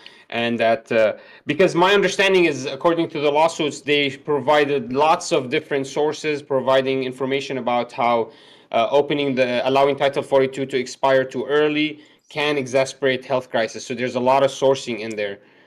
So like what? I would, off the top of my head, yes, vaccinated is the only thing that I think really matters, because the only reason that we shut it down in the first place was because of fear of COVID coming in and getting cross-pollination from different countries. If we have a plan to fix COVID for our country, but a different country has a different plan, well, then we can't really work a plan if people are doing different things, which is kind of the problem with different states. But anyways, so as long as we run that plan, we get people up to the vaccinated. I think the point of Herd immunity was between 65 and 70%. We got there at this point. So we're already there. Now we just have to make sure that there aren't more people coming in that are unvaccinated. Off the top of my head, that's the only thing that matters. What else do the lawsuits mention? The lawsuits mentioned that the health that there's going to be an increased number of people coming in, which can create if they're not vaccinated appropriately. If they're not vaccinated, we already covered that. Yes, if they're not vaccinated, but we already covered that. If they're not vaccinated, and so they argued that it was a little bit too early and we should still do a preliminary kind of test period. And that's what the judge agreed to, and then another judge disagreed, I guess. I don't know, or there was another lawsuit. I'm not really sure on the actual details. But my understanding is the whole argument I was bringing up this, because you were the one that brought up Title 42, remember? The whole reason we went on this tangent, if you remember, Tom, was that Title 42 was necessary for the stoppage of illegal immigration to come into the through the border. But then turns out that the Democrats didn't actually work at all to hold on to Title 42 and actually worked against Title 42. So how can you say that the Democrats are not part of this exasperation of the health crisis at the border, or sorry, the illegal immigration crisis at the border? Okay. So what I said I was. Can you actually answer that question though? I know that's not what we were talking about, but I want to change the subject because I don't know where we are. I need you to answer this. You're right, and that's what I'm going back to. But I was not blaming Trump for writing Title 42, saying it's his fault that we had this influx in immigration. I didn't say that. I didn't do that. I'm saying that because there was a lockdown where tons of people would have been coming over the border, we would have had normal immigration numbers during that time. All of those people that normally would have immigrated during that period are just stacked up now. They're all just waiting to come in. Then, once we get to a point where we do open it up, those people are able to come in. Then on top of that, we were the first ones to deal with inflation. We had a labor shortage, which meant that most companies didn't have enough people to work. They needed workers. They were all dying to fucking find workers. And so we ended up, so hold on, I'm just telling you that these are reasons for why people were coming to our country. I gave you tons of reasons. People were dying for work, not because they needed illegal immigrants. Hold on, don't move, bro. Don't move. We're on one thing right now. I did not say that it is Title 42's fault. I didn't say it is Trump's fault for writing Title 42, that's why all of these people were made to come over the border. I didn't say that. I said that these are circumstances that created it to where we would have more people coming over the border. The only reason that I made this argument is to say that it wasn't Biden's fault that people were coming over the border at high rates, but they were coming over the border at high rates. So now all we want to know is how did he deal with it? How did he deal with it? Did he deal with it correctly? No, it's not Biden's fault. It just happened underneath his administration. It was a Democratic appointee judge that declared that Trump Title 42 to be expired. It was even after many conservative states tried to fight to keep this. If you're going back to that, I can't talk to you. If you're going back to that, if you're going back to that, I literally can't talk to you. You just said you wanted to move on, and now you're going backwards. You said you wanted to move on, and you're fucking going backwards. This is fucking bullshit, dude. I don't know what to do. One last point on this. Tom, one last point on this. You mentioned that Trump wrote this bill, but oh my God, Biden had no ability to do anything to influence this bill in any way. Whatever, man. Let's move on. That's not what I said. Now, I really want to know about that. That's not what I said. Dude, bro, this is the problem in this conversation, is that every time you try to repeat back what I said, it is something insanely fucking different from what I actually said. And I'm trying my best to be as clear as possible. I'm not going on long tangents. I'm not trying to overcomplicate it. I'm trying to be as short and concise, but you're still changing everything that I say. You're never arguing against anything that I said. Title 42? I did say he wrote Title 42. And you didn't say that Biden administration had nothing to do with Title 42 being expired and had no ability to actually hold on and keep the Title 42 in power? Didn't you say that? No, you said, so the Biden administration could have put in a placeholder, and I said, what placeholder? It was there for COVID. Turns out, after I did the research, we're not gonna. They could have kept Title 42 going. Turns out they're the ones that allowed it to expire. The Democratic appointee judge. Okay, bro. If you want to go back to Title 42, we can. You said you wanted to move on from it, but you're going back to. I do. If you want to move on. But we agreed that yes, the judge ruled that the circumstances were different. Then you said, well, what would make circumstances bad enough to where you feel like we have to extend this? I said that if they were letting people in that were unvaccinated, that would be the only issue. That is the health crisis. They made a law that you couldn't immigrate in unless you were vaccinated. That fixes that. There is nothing else to talk about with Title 42. And I wasn't blaming Title 42 for why. I wasn't saying it's Trump's fault that people came in. We were talking about it because, yes, you felt like I was saying that they couldn't have extended it. And I'm saying there was no reason for them to extend it. That's what I said. Wow. Okay, that's great. So you agree with halting immigration that could create a risk for a health crisis? You agree with halting immigration if it creates a health crisis risk at the border? You agree with that? Yes, of course. Yes, of course. All right. Good. That's all. Okay. Good. Then we agree there. I kind of disagree with you that Biden had no power. I feel like he had, through my research and what I've been doing. I didn't say that. That's. I don't. Well, it seems like every seems like you were defending the administration that they allowed Title 42 to expire. That's just what it seemed like.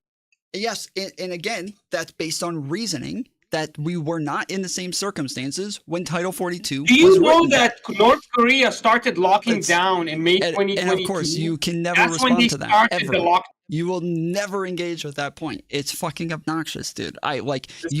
This is I'm arguing with a fucking wall you're acting here. like the you whole will not world was engage with my arguments. Literally, some countries started locking down. No, I'm not. Stop with the fucking straw mans, bro. You can't stop with fucking straw mans. Like, you really can't. Then? What's the argument that the status of the world wasn't different in 2022 than it was in 2021? Isn't that what the argument was?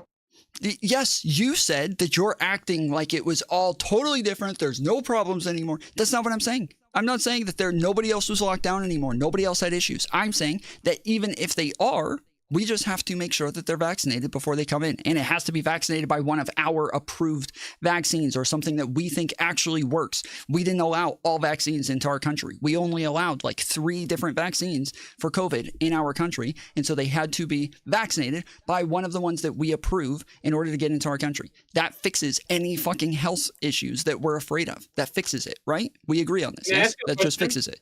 But this is the part that you skip every. Okay. Thank you. All right. Okay. Do you agree that let me ask you, did you actually like Title 42? Yeah. So you agreed with Title 42. You liked it because there was an emergency crisis. You thought it really can help, Yeah, when I brought it up, I was like, this was like totally necessary for Trump to write this. And so you also, like me, was very sad to see Title 42 go away and an exasperation of the problem. You were, right? No. Again, doesn't matter what the position. So you weren't sad, no, even though you know that there might be an exasperation. No, it didn't. It needed to go away eventually. Yes, we agree. Yes, it wasn't supposed to stay forever. Do you agree that we could have waited a little bit? Hold on. You agree that it had to go away at some point? Yes. Yeah, but do you agree we could have done a preliminary testing, not in the middle of the pandemic, where certain countries are still under lockdown and had just started locking down? It depends on if that sounds like something necessary. But if we're making sure that people are vaccinated before they come in, then what are we testing for? It's good. All I needed to do was get you to agree with me that Title 42 is a good thing, and then we have to also agree that it went away underneath the Biden administration. Now, you could argue that the Biden administration had no ability to hold off. In my opinion, the conservatives also felt like there was no ability for them to hold off. They went ahead and created lawsuits, and looks like they actually were successful. It held off. So the idea that you couldn't have held it off, you couldn't have created any maybe policy change or any kind of law or any kind of bill you could have introduced as a Biden administrator to try to hold off the Title 42 is kind of ridiculous. Now, your only argument here is you're okay with Title 42 going away as long as we bring in vaccinated people. But turns out that was a complete failure, correct? You agree with that? That failed? No. Why would that be a failure? What are you talking about? Because the border crisis exasperated. Wait, that's not relevant. This was about a health crisis. Those lawsuits were about a health crisis. So whether or not it was exasperated, that's again different from what we are arguing here with the fucking lawsuits. That's a health crisis. There was no health crisis. We agreed. There's no health crisis. They said, you just said, well, despite the fact that they only let in vaccinated people, it's still bad. No, the vaccinated people, we didn't end up with a massive fucking influx of COVID from immigrants coming in. So but if we can get back to this now, yes, the numbers still are not 10 million illegal immigrants. So if we can get back to that, so that like it is 1.7 million. The Biden administration did like detain tons of people. They did stop tons of people from coming in, and they did deport more than Trump, obviously, because they My had a lot more understanding is people. 1.7 are just known gotaways. Yeah, so They are gotaways illegal and immigrants who have evades. evaded. So just Yes. 1.7 million are known gotaways. So that's Yes, but that's but real quick, that's not. We don't actually ever think that that's how many are in the country, because it's definitely less than that. So we would say that, like, okay, 1.7 million evades and gotaways, right? So it's evades and gotaways. That means that they like caught them on camera, like getting around patrol and everything like that.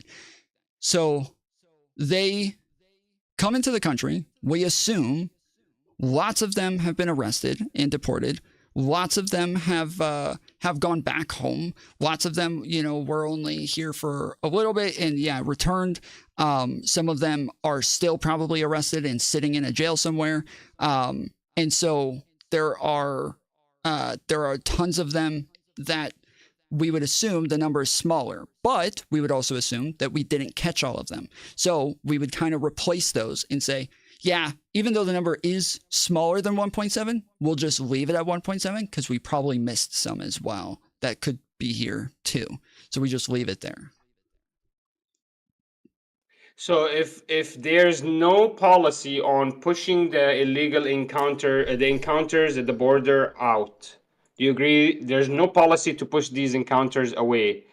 They're allowed to come in, seek asylum, create as long as they sign up to the process, and then they're released within the country as long as they come back and complete the forms. So No. are you? Do you agree with that or no? No. Obviously, So you if don't they're agree setting that the record, encounters. if they're So setting you don't records agree in after we removed deportations and Remain in returns. Mexico? Let me ask you the question and then you answer it. You don't agree when we removed Remain in Mexico that when an asylum seeker comes in under the Biden administration and says, I am seeking asylum, and he files the forms and it turns out he's seeking asylum, that he doesn't stay in the U.S.? That's not what you're agreeing to? You're not agreeing with me on that? No, they Where do. does he go then? They do. But Okay. So they do stay. just real quick. So now Well, you agree. no, Okay, that's okay, not what you said, though. Tom, That's a I just different want a than yes what or you no. I just said. want a yes or no. Yeah, I'm but trying to that's get to a different than position. your I'm trying to first get to a question. point. But okay, fine. Go ahead. I'm just gonna get to a point, okay? So so you agree with me that encounters increased. Now you agree with me. We removed Remain in Mexico. That means when encounters increase and they come in, as long as they prove that they're asylum seekers, they're allowed to stay. Okay. So now third thing is, turns out there's about 8 million to another number gives 60 million encounters of now they're not all asylum seekers, but they're all illegal immigrants, and they're allowed to say that they're asylum seeker. They're allowed that because No. the litmus test is not that big. They don't go back home. They don't go. No, Every you're not economy is allowed to already. claim asylum if you came into the country illegally. Biden wrote an executive order in I think it was the beginning of 2023, or when I believe it was just right after Title 42 expired, but it was either the end of 2022 or the beginning of 2023. He wrote an executive order that said that you're not allowed to claim asylum if you came over the border illegally. He got sued for that. That is against the law. It's against our UN agreements. It's against federal law. So he wasn't allowed to stop them from claiming asylum. So then they put it in the border bill because Congress can change that, but the president can't. President can't just write an executive order and change law. So Congress, they put it in the border bill for Congress to change. The Republicans voted down the border bill. So then they changed the border bill, took out like all the money with Israel, Ukraine, and all that crap, and they put the border bill up again.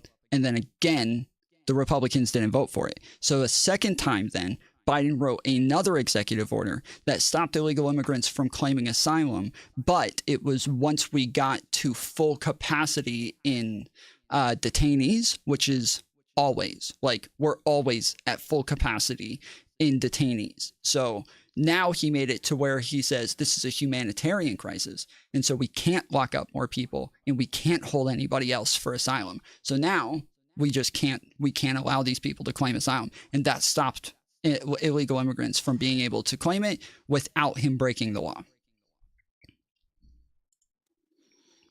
Okay, cool. So I sent you a link. If you would look at it, please. It's a picture of the illegal alien encounters. It looks at Obama all the way to Biden. How, if there's no Remain in Mexico anymore, if illegal encounters increased, Again, and that doesn't have anything to do with illegal immigration. I don't know why you keep bringing up Remain in Mexico. That has to do with asylums, not no, yeah, it's very important because we need to know where the encounters are going. So if the encounters are up to 10 million, where are they going? So if there's 10 million new illegal encounters, like 100% increase in illegal encounters, and they're all at the southern border, we need to know where they're going. If there's no more Remain in Mexico, that means they're staying here. So it's not out of the question. That's not true. That's not true. See that the actual 8 to 16 million that came encountered are actually in the country waiting. No, none of that is true. Only many of them are illegal. Nothing you just said is true. They're past their time. Okay, go ahead. So what do you think? So first off, the majority of encounters are detained and sent back. Okay, they're just returns. They're not even considered deportations. They're literally just grabbed and taken right back to the other side of the border. That's just the illegal encounters. Yes. That's not the coming in seeking for asylum. So just illegal encounters. Hold on. Huh? I just explained that. I just said that they can't claim asylum if they cross the border illegally. They have to go to a port of entry to claim asylum under the new executive order. The only way, hold on. The only way that they can do it is if we're not at max capacity on detainees. That's the only way that they can do it. But we're pretty much always at max capacity. So you're misinformation. So you agree that they can come illegally, then seek for asylum. So this illegal encounter. I just said this. I literally just said it 4 minutes ago. No, I literally just said this 4 minutes ago. Because you waited till the end to say that unless we're not in maximum capacity. 4 minutes ago. I said it 4 minutes ago. I didn't wait till the end. I said it 4 fucking minutes ago. You just ignore every fucking thing that comes out of my mouth. You cannot argue against a single fucking thing that comes out of my mouth. Ever, bro. Ever. You don't listen to shit. You are actually fucking brain dead. You cannot understand English for some reason. I have said it numerous times. They let them in, but they take them back if we're at capacity. They cannot claim asylum. I said it numerous times. This is not the first time that I've said it. There's no fucking misinformation. I said it numerous times, bro. You just ignore it. What is happening? I don't understand. Like, literally, I don't get it. How many times do I have to say it? We're getting to the point of contention here. We're getting to it right here. Finally, we're getting to it. So you believe that these illegal encounters, they come in and then they get pushed back out. I don't believe they're coming in and getting pushed back out. I believe they're coming in, claiming that they're still seeking asylum, even though they're illegal, and because there's no Remain in Mexico, and because they're, like you said, unless we're in maximum capacity, we don't turn them out. Then we've just been accepting them. So my argument is not. Show me proof that you sent back 8.2 million illegal encounters. Show me proof they sent back all these illegal encounters. That's all I want to. Yeah, we can pull up the asylum numbers and show that over 90%. I don't know why you're still talking. That we can pull up the asylum numbers and just show that at the very first part of the process of trying to claim asylum, 90% of those people do not even get to get like a court date or anything. They, as soon as they fill out the fucking paperwork, they're like, nope, you don't qualify, gone. And we can just show 90% of them gone. Very first part of the process.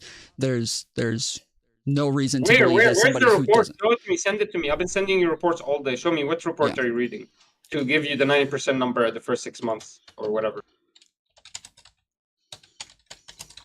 because the what I'm looking at is an exasperation of encounters. What I'm looking at is the policies are not pushing them out; they're keeping them in. And you're claiming that all these encounters have been kicked out. I don't see any source saying that these encounters were left the country. I don't see anything at all. That 8.2 million encounters that you agreed to me with me at around 10 million encounters had all been tossed out of the country. I don't see any source on that. Well, hold on. We can even just look at the fucking. I see the source saying the encounters came, but I don't see the source saying they left. Hold on. Let me pull this one. That's all I'm looking for. Because yeah, there's a number of things that have like, let's see. This is the. Okay, I think this is the. Oh no, this is the report on those. I'm looking. I'm trying to find it. I can't see 10 million being sent back. I don't see the number. We see 10 million encounters. We don't see 10 million sent back.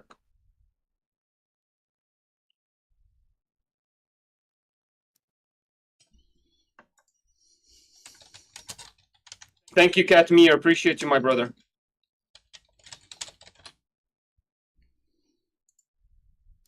Thank you, Katmir.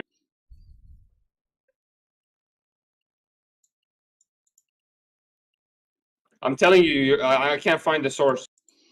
Yeah, hold on. I heard you the first 5 Katmir, times you said it. Follow me, man. Katmir, follow me. Mantis, you need to follow me too. Chill. I'm not that crazy.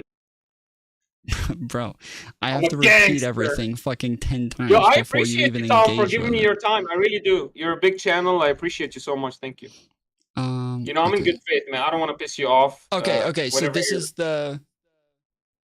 is the one that was just about the Title 42, showing that this just shows like how many they were releasing or returning on that one. So it says on his first day in office, President Joe Biden announced sweeping plans to reform decades-old immigration laws, undo many of the restrictive policies of the predecessor Trump administration, and provide pathways to legal status for nations estimated 1.1 unauthorized immigrants. 2 years later, few of those. Oh wait, this isn't the right one. Hold on, wait, maybe it is. No, this isn't it.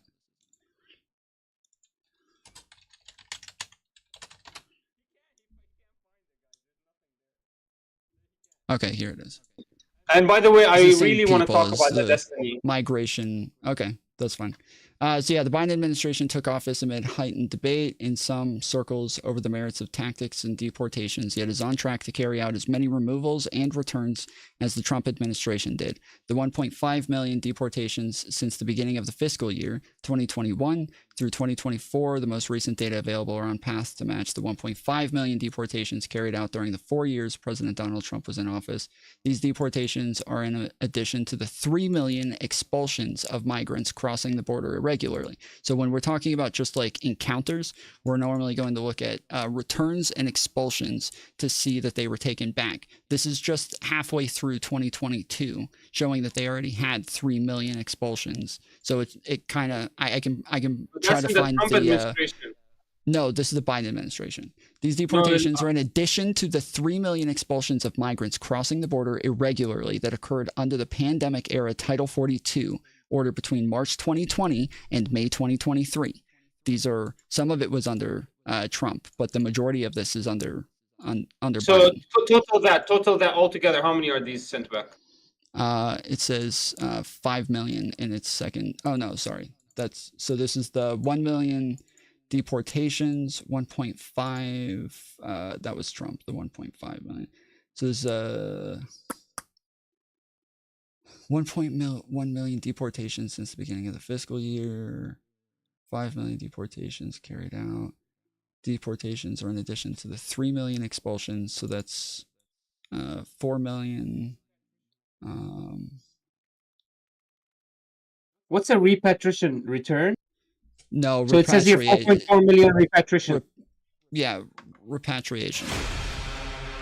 Or repatriation. So he got to 4 million repatriation.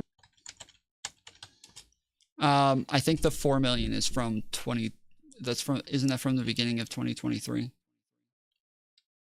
I'm trying to read this. The Biden administration nearly, without permission to enter the United States, the Biden administration nearly 4.4 million repatriations are already more than any single presidential term since the George W. Bush administration. So he had the most amount of repatriations. Is that what it says there? Oh yes, The vast okay, yeah, there it is. Yeah, that's the 4.4 million. Okay, sorry. The vast majority of which occurred under the Biden administration, combining deportations with expulsions and other actions to block migrants without permission to enter the United States. The Biden administration, nearly 4.4 million repatriations are already more than any single. So there was 4.4 million repatriations. So I'm trying to understand this. Where did these 4.4 million come from? If these illegal encounters are being sent back home, and it seems like these illegal immigrants that come in are not allowed to seek asylum. Where are these numbers? Why are these numbers so exasperated? Where are they coming from? So it seems wait, to hold follow. on. Hold on. I need to clarify this. Hold on. I'm not understanding. You were asking. So there's 8 million encounters. We have 4.4 million repatriations, which means the 4.4 million returns, whether it's expulsions, deportations, or returns. So it's just that's how many people were returned back. And this is at the beginning. Yes, and this is at the beginning of 2023. So we're saying in the first 2 years, halfway through his administration, he had 4.4 million halfway through. Right now, we're at about 8 to 10 million encounters, and you're saying, where are all of these going? And so I'm saying, well, if we're at 4.4 halfway through, why wouldn't that make sense that you're like that halfway through they were returning all of these people? Yeah, but because it's showing that from the 8 million encounters, they only returned half. So with the statistical analysis, halfway through. Let me finish. Wait, no, hold on. You acknowledge that, yes? This is halfway through the administration, March 2020 to May 2023. We're halfway through the administration. Yes, halfway through the administration. But it's also counting the other administrations as well. So, anyways, yeah, but this is as of March 2020, so it's only the last couple months of his administration. The point is, with the margin of error of statistical analysis, let's give it 5-10% marginal error. In the 4.4 number and in the 8.9 number, there you go. Now you have an additional 7 million to almost 10 million people that are existing that were never deported. Do you see that? Wait, say that again.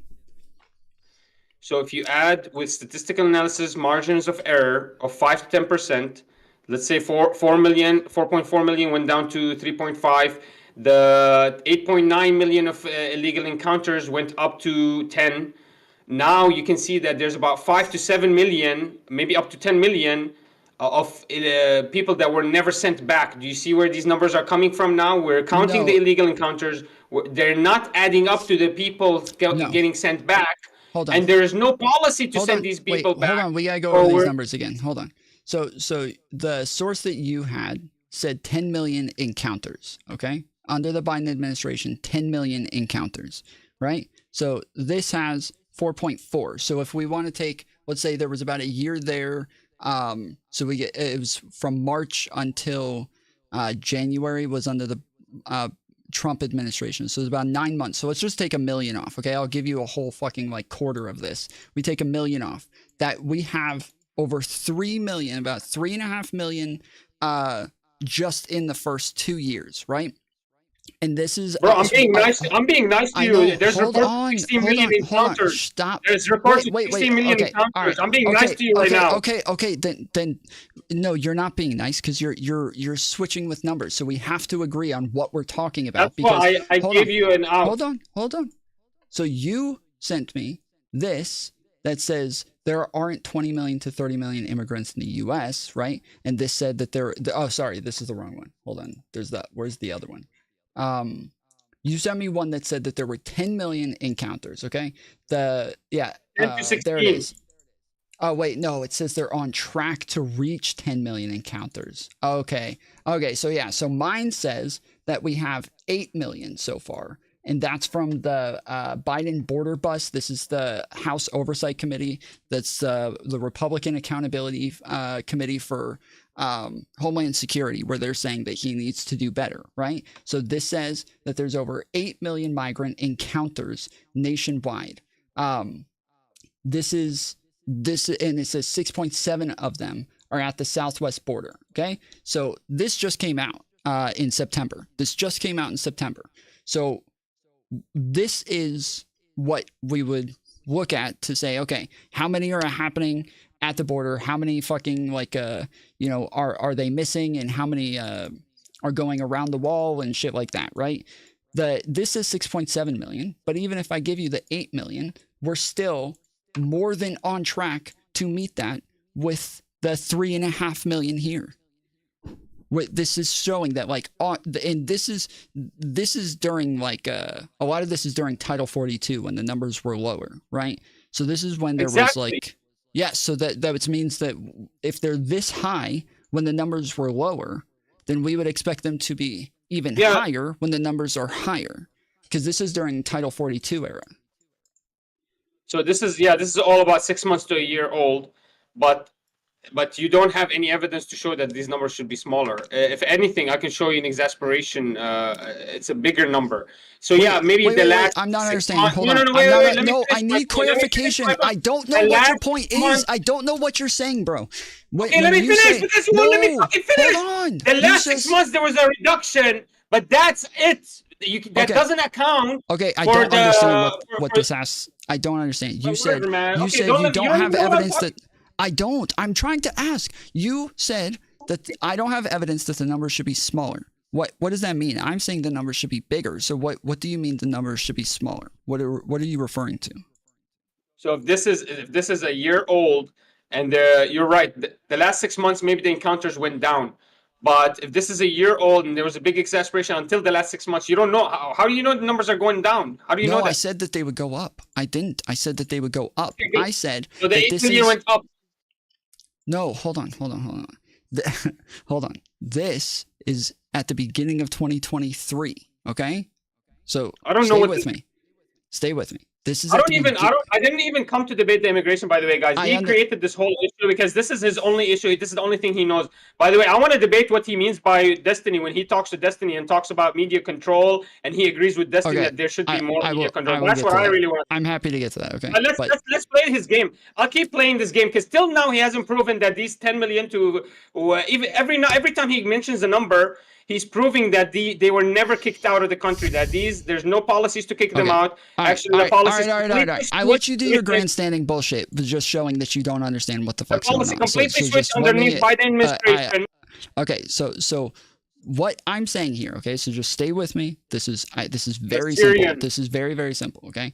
This is at the beginning of 2023 when this stopped, okay? So I said, okay, some of this is from Trump's. I will give you 1 million of these. That's over the fucking portion of time that Trump had this, but I'll give you a quarter of them, say 1 million of those go away, okay? So 1 million of them gone. But if, let's say, this is halfway through Biden's administration, so that would mean that there were maybe 4 million encounters, and this has 3.5 million fucking returns. We're looking at something where by far the majority of these are getting taken away. So now we look at where we're at now. So if half of them are 4 million, and we say 3.5 million of them are going away, then 8 million now, then we would just look at this and say, wow, well, they were taking by far the majority of them then. So if that's halfway and it's only doubled since then yeah, it looks like pretty much by far the majority of them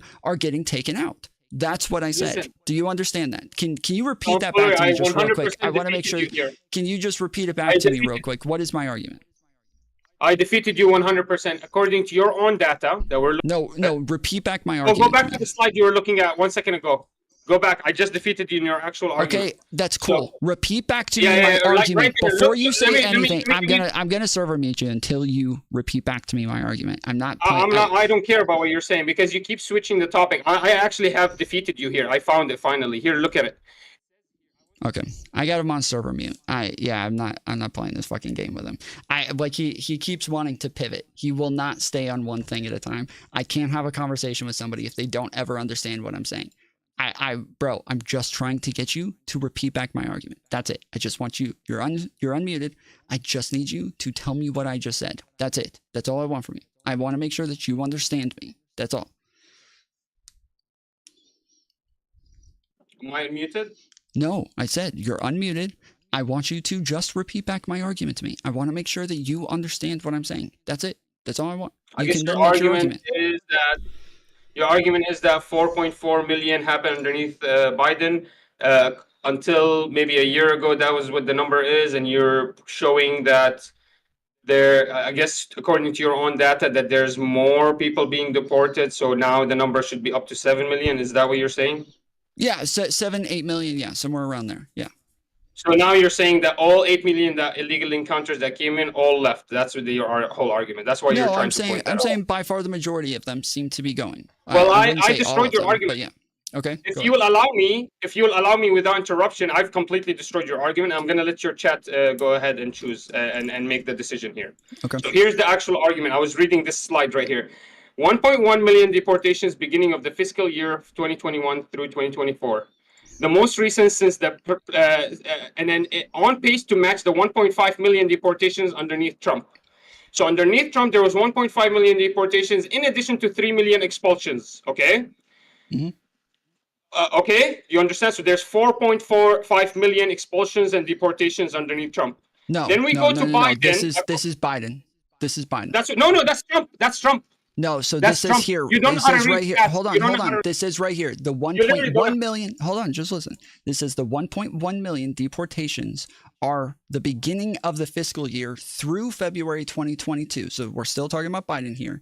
It says the most recent data available are on pace to match the 1.5 million deportations carried out in the 4 years President Trump was in office, period. Now, this whole article is about Biden. Then it says these deportations are in addition to the 3 million expulsions of migrants crossing the border irregularly that occurred under the pandemic era Title 42 between March 2020 and May 2023. That is not Trump. Yeah, that is Biden. It's Trump Title 42. It's Trump's Title 42. It's Trump's Title 42. I don't care what you say. It's Trump's Title 42, so we're going to give it to him. Okay. Fine. Okay. So can you give it to him? Now it's 4.5 million. Can I finish my argument? Holy shit, man. Okay, guys, you see the tomfoolery's game? He won't let you finish the topic. Okay, but now that you guys caught him that he's actually don't know how to read articles, now you know that this is actually the right number. 4.5 is the right number of deportations and expulsions according to Trump, underneath Trump. Finally, he learned how to read an article. So now we also read earlier. Tom, let me finish, please. Earlier, we read that there's 100% exasperation of encounters coming in through the southern border. And now we are looking at your number. You presented this number, which was 4.4 million. So 100% increase, but the same amount of the deportations, it's not adding up. There's more people staying that, and according to the calculations, it can be easily between 7 to 15 million. So these reports are not crazy. The idea that you keep calling us misinformation is not crazy. You're not debunking us. Debunk what I actually argued right now. Go. I already did. You didn't argue against what I just said. If you want to change the numbers, hold on. If you want to change the numbers, as I said, from the official numbers from the Republican Oversight Committee, that it is 8 million, which is right here. That's what they say. 8 million here. Now, I said, if you want to argue that somebody else is correct, I'm okay with that. But I'm saying that under the official numbers from the Republican Commission on this, they are saying that that's the number, 8 million. This came out in September. So this is recent data. This is saying that that he has, yes, the 4.4. So that is the 1.1 and the 3 million added up to where they come to a total of about 4.4 million here. So that's all that is. That doesn't change. So this is halfway through his administration, and now we're almost totally through his administration. So yes, if we go from this, it looks like he is getting rid of the majority of them. But everything you just said didn't change anything that I said outside the fact that there remember are we some looked at it. people who say that there's more encounters. There are. I've already Remember, acknowledged Tom, that. Tom, we looked at it. There was 100% exasperation of encounters. The remain in Mexico policy was removed, so the encounters increased. But you're telling me the same amount of deportations as Trump happened, even after removing remain in Mexico and Title 42? That means there's an unaccountable number of people still inside the United States, and that's the policy of the Biden administration, is to keep them there. There is no policy to send them back unless they Wait. broke the law. Wait, no, you said earlier, so you were acting like earlier all of those people are claiming asylum. I'm saying not all of them, but I am saying that when we look at this, there are a couple million left over. Hold on, there are a couple million that are left over. And I would assume that, yes, those couple million people are able to claim asylum. And so that's where you're saying there's an unaccounted number. Yes, I would assume some of them are able to claim asylum.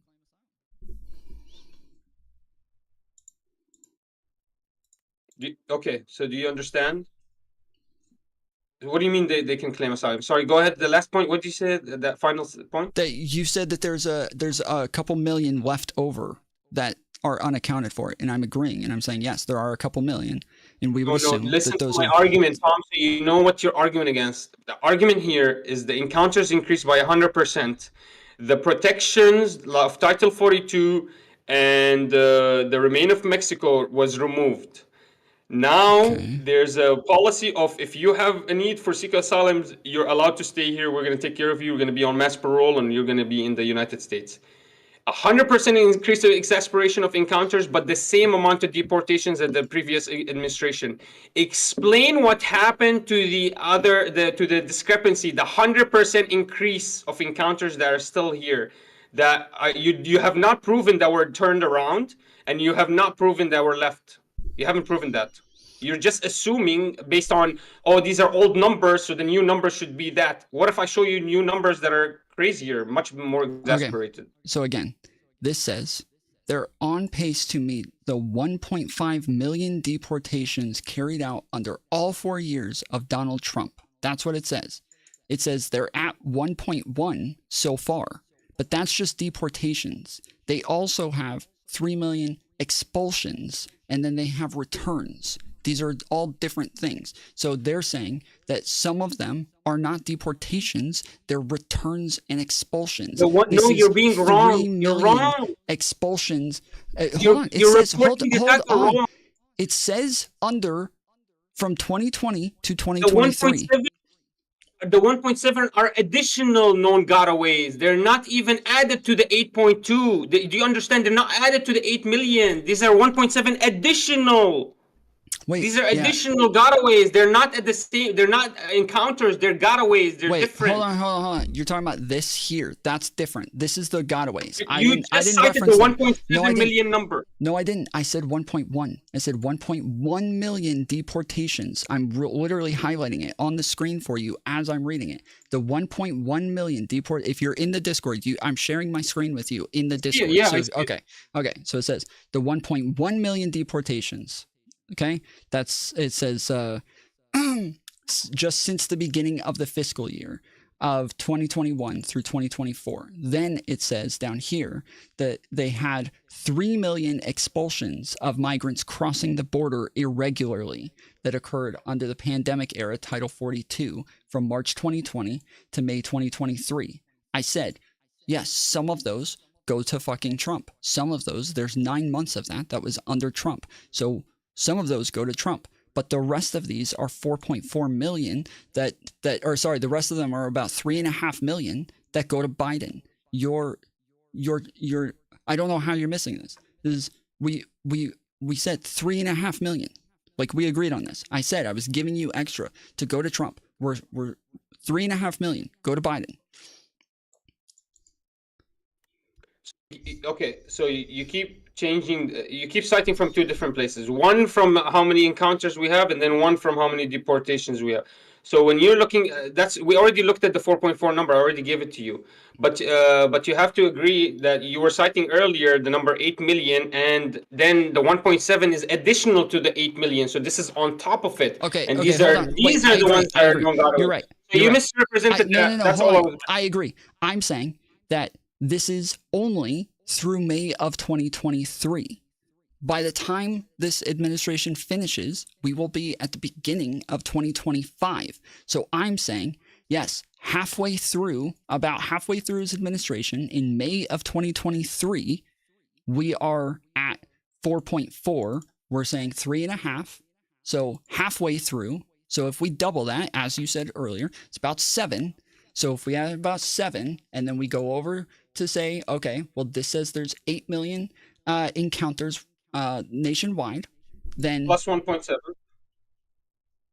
well, the 1.7 is we're already assuming those are illegal immigrants that are already in the country. That's totally separate. They're not being detained. We can't assume they're not. You're asking about people who have been encountered. So you're saying there's so many people being encountered. Why about would how many we think? Well, you said Okay, there's so so many what's people the being total number encountered. of illegal immigrants in the country after your math? Do your math and then tell me what's the total number after everything.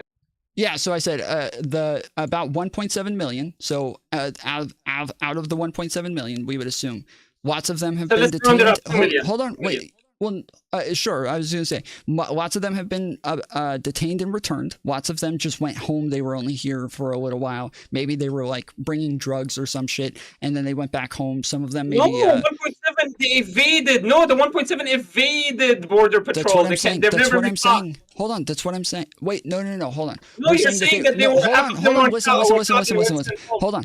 We're saying they weren't caught by border patrol. They can be caught by other city police, county police, state police. They can be caught. Okay, but in you other have no places. evidence to that. The evidence we're looking at says now living in the interior of the United States without documentation, without having undergone any vetting by Correct. Yes, immigration I'm trying officials. to.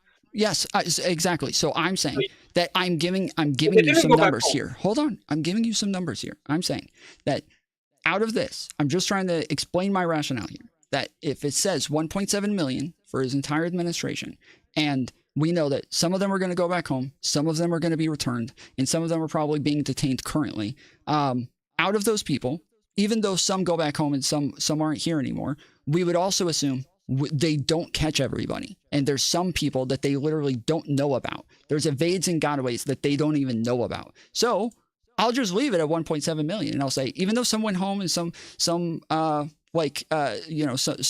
don't count on this anymore, I'll still leave it there and say 1.7 million. Cool. We'll just keep that number. You have to give me the total. You have to give me the total. You don't know how to answer a question. I told you what's the total number. You do your math because I did my math, and it's. What did I want just to tell see you? what your math. What did I just tell you? You're only talking about the 1.7. You're not adding up the 8 million minus the 4.5 plus the 1.7. You're not doing any of that. Yes, I am. 1.7. I just Okay, explained it to you. I 1.7 literally just plus- explained it. 1.7. That's it. That is it. So That is illegal it. encounters are all outside of the USA. All of them. Where's your proof? Illegal encounters. Sorry. are all outside The of encounters, the USA. additional encounters, all are still outside the USA. Where's your proof? Go ahead. What are you talking about? I don't know what that means. 100% exasperation of encounters underneath the Biden administration. Where did they go? Are they being sent back home? Show me your proof. Okay, we can move on to the next thing with Destiny. We just spent the last 30 minutes on this. I already did that. I appreciate you for that. I appreciate literally you, man. just did that with all of this. That's what we just went over with all of this. What's your math? So, What's your math in the end? How many people are illegal with the encounters, with all the encounters, everything, and all the deportation, expulsions, and the illegal immigrants here? What's your math? What total did you come amount up of to? illegal immigrants. Assume the encounters are staying in America because you're not showing me any proof that they're leaving. I didn't. I said that we would assume some of them claim asylum. Do you know what? Okay, just real quick. Okay, what's your math? Give me the math. Hold on. I am. But the problem is that even the thought process on this is somehow broken. Where like an encounter means that Border Patrol came upon these people. They catch them, where are they right? going? Hold on. They catch them. Some of them get away. So that's where these numbers go. Is some of them get away? No, the but 1.7 is outside of that- extra. You don't know how to read articles. You Oh literally my don't know goodness. how to read Shut the fuck articles. up. You, Shut up. Shut up. Listen, Shut up. Shut up. Shut up. Tom, Shut up. Shut up. hey, Shut up. Kashmir, Shut up. Shut up. Shut up. This says this 1.7 is additional to the 8 million. I know. It's Shut so the fuck high. up. I know. I'm aware. I haven't disagreed with this. I've said I agree 1,000 fucking times. I never said anything different than that. You keep repeating that for absolutely no reason. It's not relevant. Stop repeating it. It has nothing to do with anything. Please, for the love of fucking God. Where are the encounters going? Just tell me. Just tell me. Okay. Show me the part If where these Border Patrol- encounters went. If Border Patrol encounters them, that means that they are being detained. Okay? Once they get detained, either they are getting either they are being able to claim asylum and they're being able to stay, or they're being returned. We just went over how many were being returned before in the first half of his administration. So we would assume, yes, it's gonna be a lot of fucking people getting returned, and some of them, as you said, there's a couple million left over. There's a couple million left over. That we would assume, yes, some of those that the couple million left over are likely able to claim asylum. So my illegal immigrants coming over under Biden is 1.7 million, and then we have about probably like 1.5 million to 2 million asylees. Okay, so your math is there's only 3 million illegal, and 1.5 of them are waiting asylum forms. Yeah, 1.7 million illegals. The people who are filling out for asylum, that's not illegal. They're documented immigrants. Yeah, I know, but they're waiting but they were encountered on the border. Yeah, if they have parole, though. And they're inside the correct. USA, basically without papers. Yeah, correct. But yeah, they were initially illegal. Wait, if they get acceptance, then and they're able to wait for a court, then during that time they are considered paroled. They have an exception, meaning they are legal immigrants. They have documentation to be here until they get their court date. So yeah. Okay, this is good faith. I want you, and we'll move on any moment you want. I just want you to show me the report where details what happens to these 8 million once they get encountered. I just want you to show me proof they are being sent back and they're not getting detained, given a number, and sent in mass parole into the USA, and then only 4.5 of them were sent back. And then 1.7 additional, so basically again, 5-6 million. Yeah, again, the 4 million were from halfway through the administration. That's the beginning You of keep saying 2023. halfway through. 2023 is not halfway through the administration.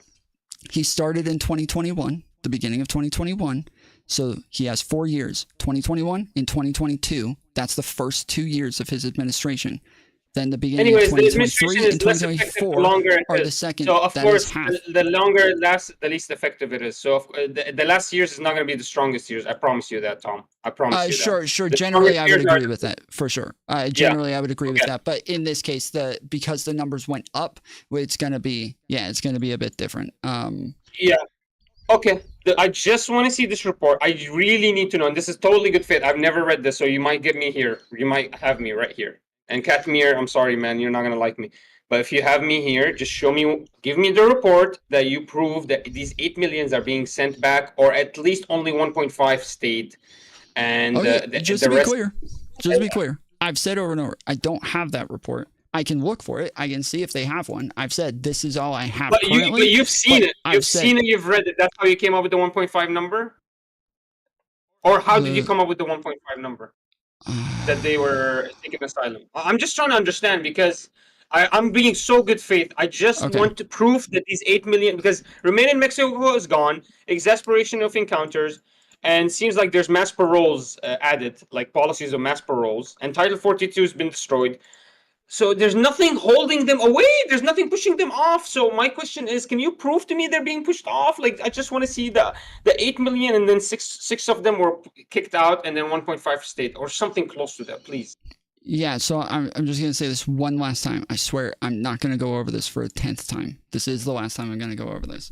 Okay? This right here is the 4.4 million repatriations. I said that even though 9 months of that is Trump, so I will say that a quarter of that is gone.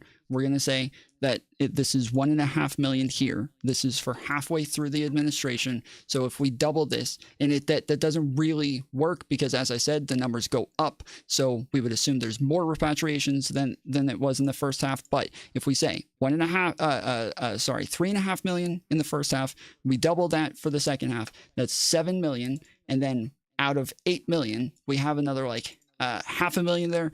But I said that we can just round it up to like 1 million, maybe 1.5 million, and then we'll say that that's probably the amount of people that are able to claim asylum. But that would still be like way too many. But yes, I'm just trying to like give the most like charitable number and say, yeah, sure, like we could have like another 1 million, 1.5 million or so. But that's how many would be left over from the 8 million is 1 million. So that is the math, but I'll look for the report. I don't think we have updated information on repatriations. I think that is the most recent report. Everything that I've looked at still has the 4.4 million number, and that everything that I've seen doesn't have an updated number yet.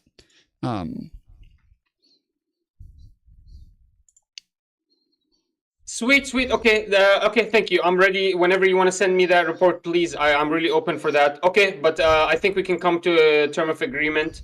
Let's just say that there was more immigrants coming in. We can agree 100% more encounters. It just seems like it's not clear where these encounters are going. A lot of these policies that were supposed to send them back are not. You're right. There are a lot of repatriations. Sorry, I've never heard that word before in my life. Repatriations. Yeah, I didn't before this. Yeah, I've never heard. And then it seems like it helped, and it seems like it was on par and the same number as Trump did. So I'm just my only concern here is it just seems like there's 100% additional people in because there's no policies sending them back. And if 4.4 was the last deportations and there's 100% more, then that means there's at least 5 million, and according to other reports, up to 10 million. So that's the only. I just wanted to explain where I came up with this 10 million figure. And thank you. Well, 100% more would mean double, so it would be 8. If it was 4 before and it's 100% more, that means it's doubled, so it's 8 million. This is if we're looking at only the 8 million figure. I had reports of up to 15 to 16 million. And if we just look at the average there, if you just take an average there, 10, 12, it was just we'll get to the 10 million that I was trying to adhere to at the beginning, but it's okay. I think we did a really strong debate there. I think we all got our points across, and we'll let the chat decide on that. I just really like that debate you did, or interview, I would say, with Destiny, and I just wanted to kind of get into your mind a little bit because obviously you don't like the Republicans, and so I just want to know, what do you think the Democrats are going to do in the future? So MAGA, not as much Republicans, but MAGA has become the Republicans. But yeah, I've said a number, like there's a bunch of Republicans that I would vote for if they were running for office, if they were running for president, I would vote for them. But as long as like they're MAGA, like influenced, or MAGA, loyalists, then yeah, I'm more against them. You did mention that you don't like them because MAGA could be perpetuators of misinfo. Is there any other reason that you don't like them, that you don't agree with MAGA specifically? Yeah, the main thing is that they are populists. I think that the populism is what leads to the misinformation. So that was same issue with like Bernie Sanders and like all populists in general, is that I think that they are just led to misinformation because of populism. I think you're going to piss off a lot of your chat. You said you don't like populists? I think populism is like a fucking scourge on humanity. It is like the biggest threat to America. Wasn't AOC a populist? Isn't that why we elected her? Yeah, she's a fucking maniac. She's getting better. From what I hear, she's done like everything that I've seen from her more recently is way better than she was in her first couple of years. But in her first couple of years, I thought that she should have been fucking like thrown in a fucking insane asylum somewhere. Like she was out of control. Her and the whole fucking squad, all of those motherfuckers were ridiculous. Okay. Okay, because my understanding is liberals really love the populism movement. That's why Bernie Sanders was such a popular figure for the liberal establishment, non-establishment, or at least the liberal disenfranchised person who Yeah. felt like the left wasn't representing him. That's why they supported Bernie. He was came with populist ideas. Tulsi Gabbard was very popular and almost took No. over. I mean, definitely beat Kamala Harris because of her populist ideas, anti-war I sentiments. don't think My that's understanding true. is liberals are in love with populism. I'm surprised. I know you're not a That is liberal, not. but That is how insanely do you untrue. reconcile that you're against what most of your party stands for? I don't literally, I don't think anything that you said is true just now. Like, I think like 100% of what you just used as your reasoning is So untrue. why did the liberals Um, rally behind Bernie Sanders if it wasn't because he's a populist? they didn't. He got fucking killed in the primaries. He had no shot. He had no chance. He was You're telling me totally Bernie Sanders eviscerated. wasn't the most popular candidate and he was stolen, the election was stolen by the DNC and was given to Joe Biden? You're I am telling me 100% that the saying that, polling yes. didn't show that Biden, that Bernie was going to win against Trump and that Joe Biden was going to lose and they still picked Joe Biden? Are you telling me that? Are you being serious right now? You're telling me the liberals picked Joe Biden over Bernie? Is that what you're telling me? And it wasn't the DNC that picked Joe Biden? I am saying that Bernie is insanely unpopular, that the Democrats voted for Biden at a much higher rate than they voted for Bernie, and that Bernie and everybody else in that race never had a chance, ever. In the entire thing, they never had a chance at any point. And that Tulsi Gabbard was never popular with anybody. Neither was Kamala. She wasn't popular either. But yes, none of those people had an inkling of a shot against Joe Biden. Wait.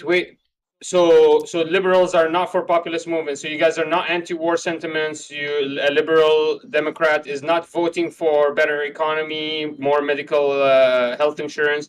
A liberal is not fighting for anti-establishment movements.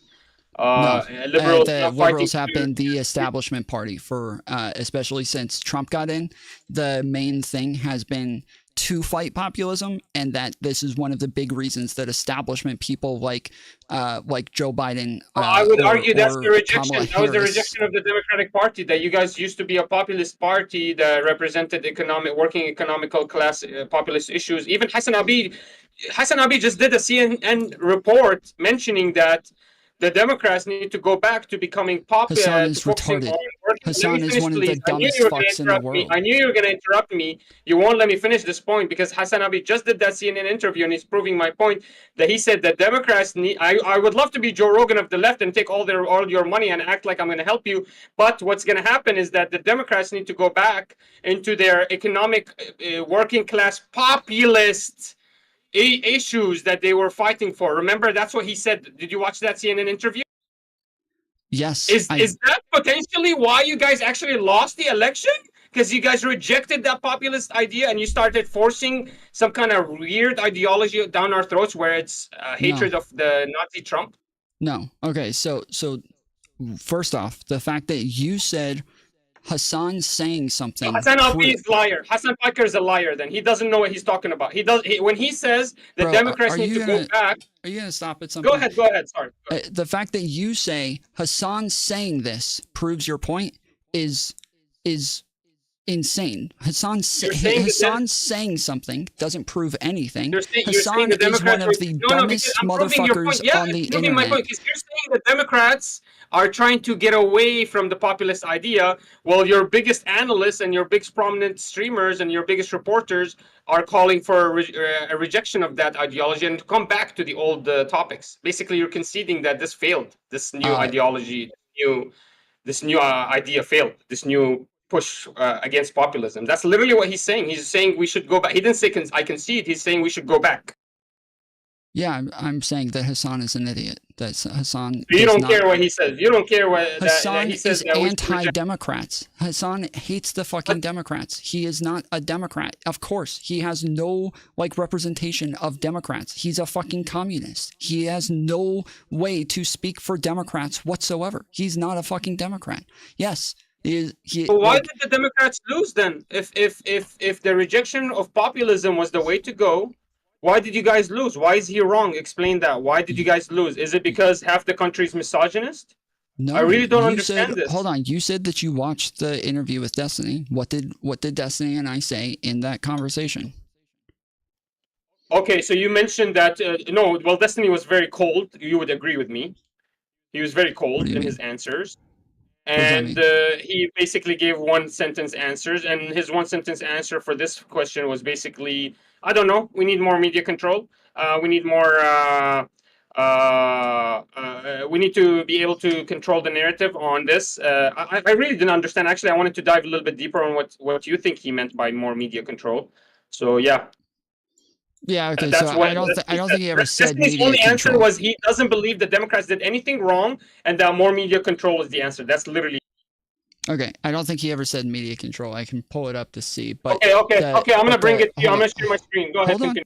hold on. I've got it pulled up. I said I'm pulling it up right now, so calm down. He literally said it the first 2 minutes, Um, and he said it like 4 times. What are you talking? but I don't think he did. I think he said that we need to have people on narrative using the same talking points, that the Republican Party is very on narrative and on their talking points. They all say the same things, and that the Democrats aren't, they're not together. They're not working together. And so it just has, that they're not like one cohesive unit, and that the media does not push all the same narrative, that they're too critical of their own party. And that makes it to where, we just end up looking worse when the other side isn't critical of their own party whatsoever. That's what he was saying. Could you actually play that interview? Just the first 2 minutes, like between 1 minute 1 and 2. That's all. Just between minute 1 and 2. Yeah, hold on. Ask you, is that your position? Do I think the Democrats need to go more progressive going forward? Is that the question? So yeah, you can tell he's eating. Like he was just jumping on while I was streaming. So like you're saying he was cold, but you said he's cleaning up and he's eating. And so yeah, but he stayed for like an hour. My power went out like 20 minutes into this, and he stayed for like another hour just hanging out and talking to people. And I opened up the Discord. Tons of people jumped in and hung out and talked to him for a long time. So he wasn't like, it didn't seem cold, but yes, his answers were short in the beginning.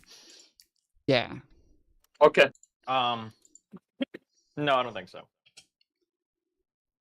Do you think they need to go more moderate? Do you think that I felt like my position was that they did need to like appeal to moderates a little bit more, because I feel like taking a moderate is normally like taking and say. No, I think they just need to control the media environment better. Okay, it does say control the media just by like environment. giving better answers. But even you didn't understand it. And just Even What? you were like, what? What do you mean? You would like give better? You even were like, what do you mean by media control? Well, no, yeah, I thought that he was saying that Kamala's campaign should have been better at dealing with media, because that is one of my criticisms of Kamala, is that she was bad at like how she dealt with the media, that she gave really bad answers. She wasn't good at like being personable. She never really answered questions very well. Okay, so is it fair to say that Destiny believes that Kamal? Is it fair to say that it's easy to interpret that as when you say we need more media? Media environment. What did he say? Media environment Control the environment. Control over the media environment. Yeah, he said we need to control the environment. Would you say it's fair for somebody that's hearing that to say, wow, to interpret that as, wow, we need more censorship and moderation and more control on who we bring up, so we can completely control the narrative and not allow anyone to speak against us ever? I do think that he believes. So again, you really like straw man people, and I have to believe at this point you're doing it on purpose. But he does believe. Yes, I understand what your question is. I'm responding to it. I understand it. But I do think that yes, one, he does believe that like social media platforms should be a lot more strict and like kick people off a lot more.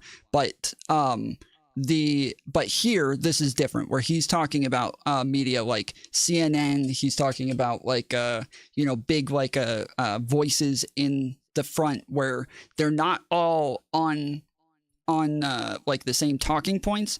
And so where some of them will be talking about, like, if we look at the numbers, people are upset about inflation, but the numbers show that there's no issues with inflation, and Biden dealt with it better than any country. Whereas other, like CNN was very commonly saying, if we look at polling, the majority of Americans are not happy with the state of the economy. And so two different people, both telling the truth, but they're on very different like talking points, where one is like more so being overly critical of the administration, and the other one is just giving like empirical data to say, but this is the truth regardless of how people feel. And he's saying, yeah, like they're all kind of like combating each other, where the narrative seems like one is saying the economy sucks, and the other narrative seems like they're saying the economy's great, and people are getting very mixed messages from Democrats. Can you just do a summary of what you said? Because how does that answer my question? Because my question was, is it, do you believe that somebody could interpret what he just said as, wow, we need more media control, as in more narrative control, as in more control over who we bring on TV, as in more control over everything we say, as in maybe more censorship, more moderation? Can you agree that somebody could interpret what he said as that? Yeah, so I started off by saying he does believe that, and I do think that you could interpret it that way, but I don't think that that's what he's saying here, and I just asked him for clarification. If you want, I can play the clarification, and you can listen to him say it. But then I explained what it is he actually meant by it. But I was saying, yes, it's reasonable for somebody to take that away, but then he clarified. So I'll play this. Would you continue? Yeah, I think there's a lot of things I can do, but I don't think it's necessarily like, I don't think the policies have much to do with it right now. It's not like conservatives run a policy. I think it's just like rhetoric and the media environment. I think these are the things they need to work on more. Did you see Sorry, Tom, can you stop it right there? Can you stop it? What do you think he means that our policies are not the hinder? Like, it wasn't the policies. So, because a lot, like even you, I bet you were surprised when he said that. Because even you, like, you wouldn't have said, for example, he wouldn't have mentioned the policy unless you mentioned it. So you must have been surprised when he said, no, I don't believe the policies was the issue.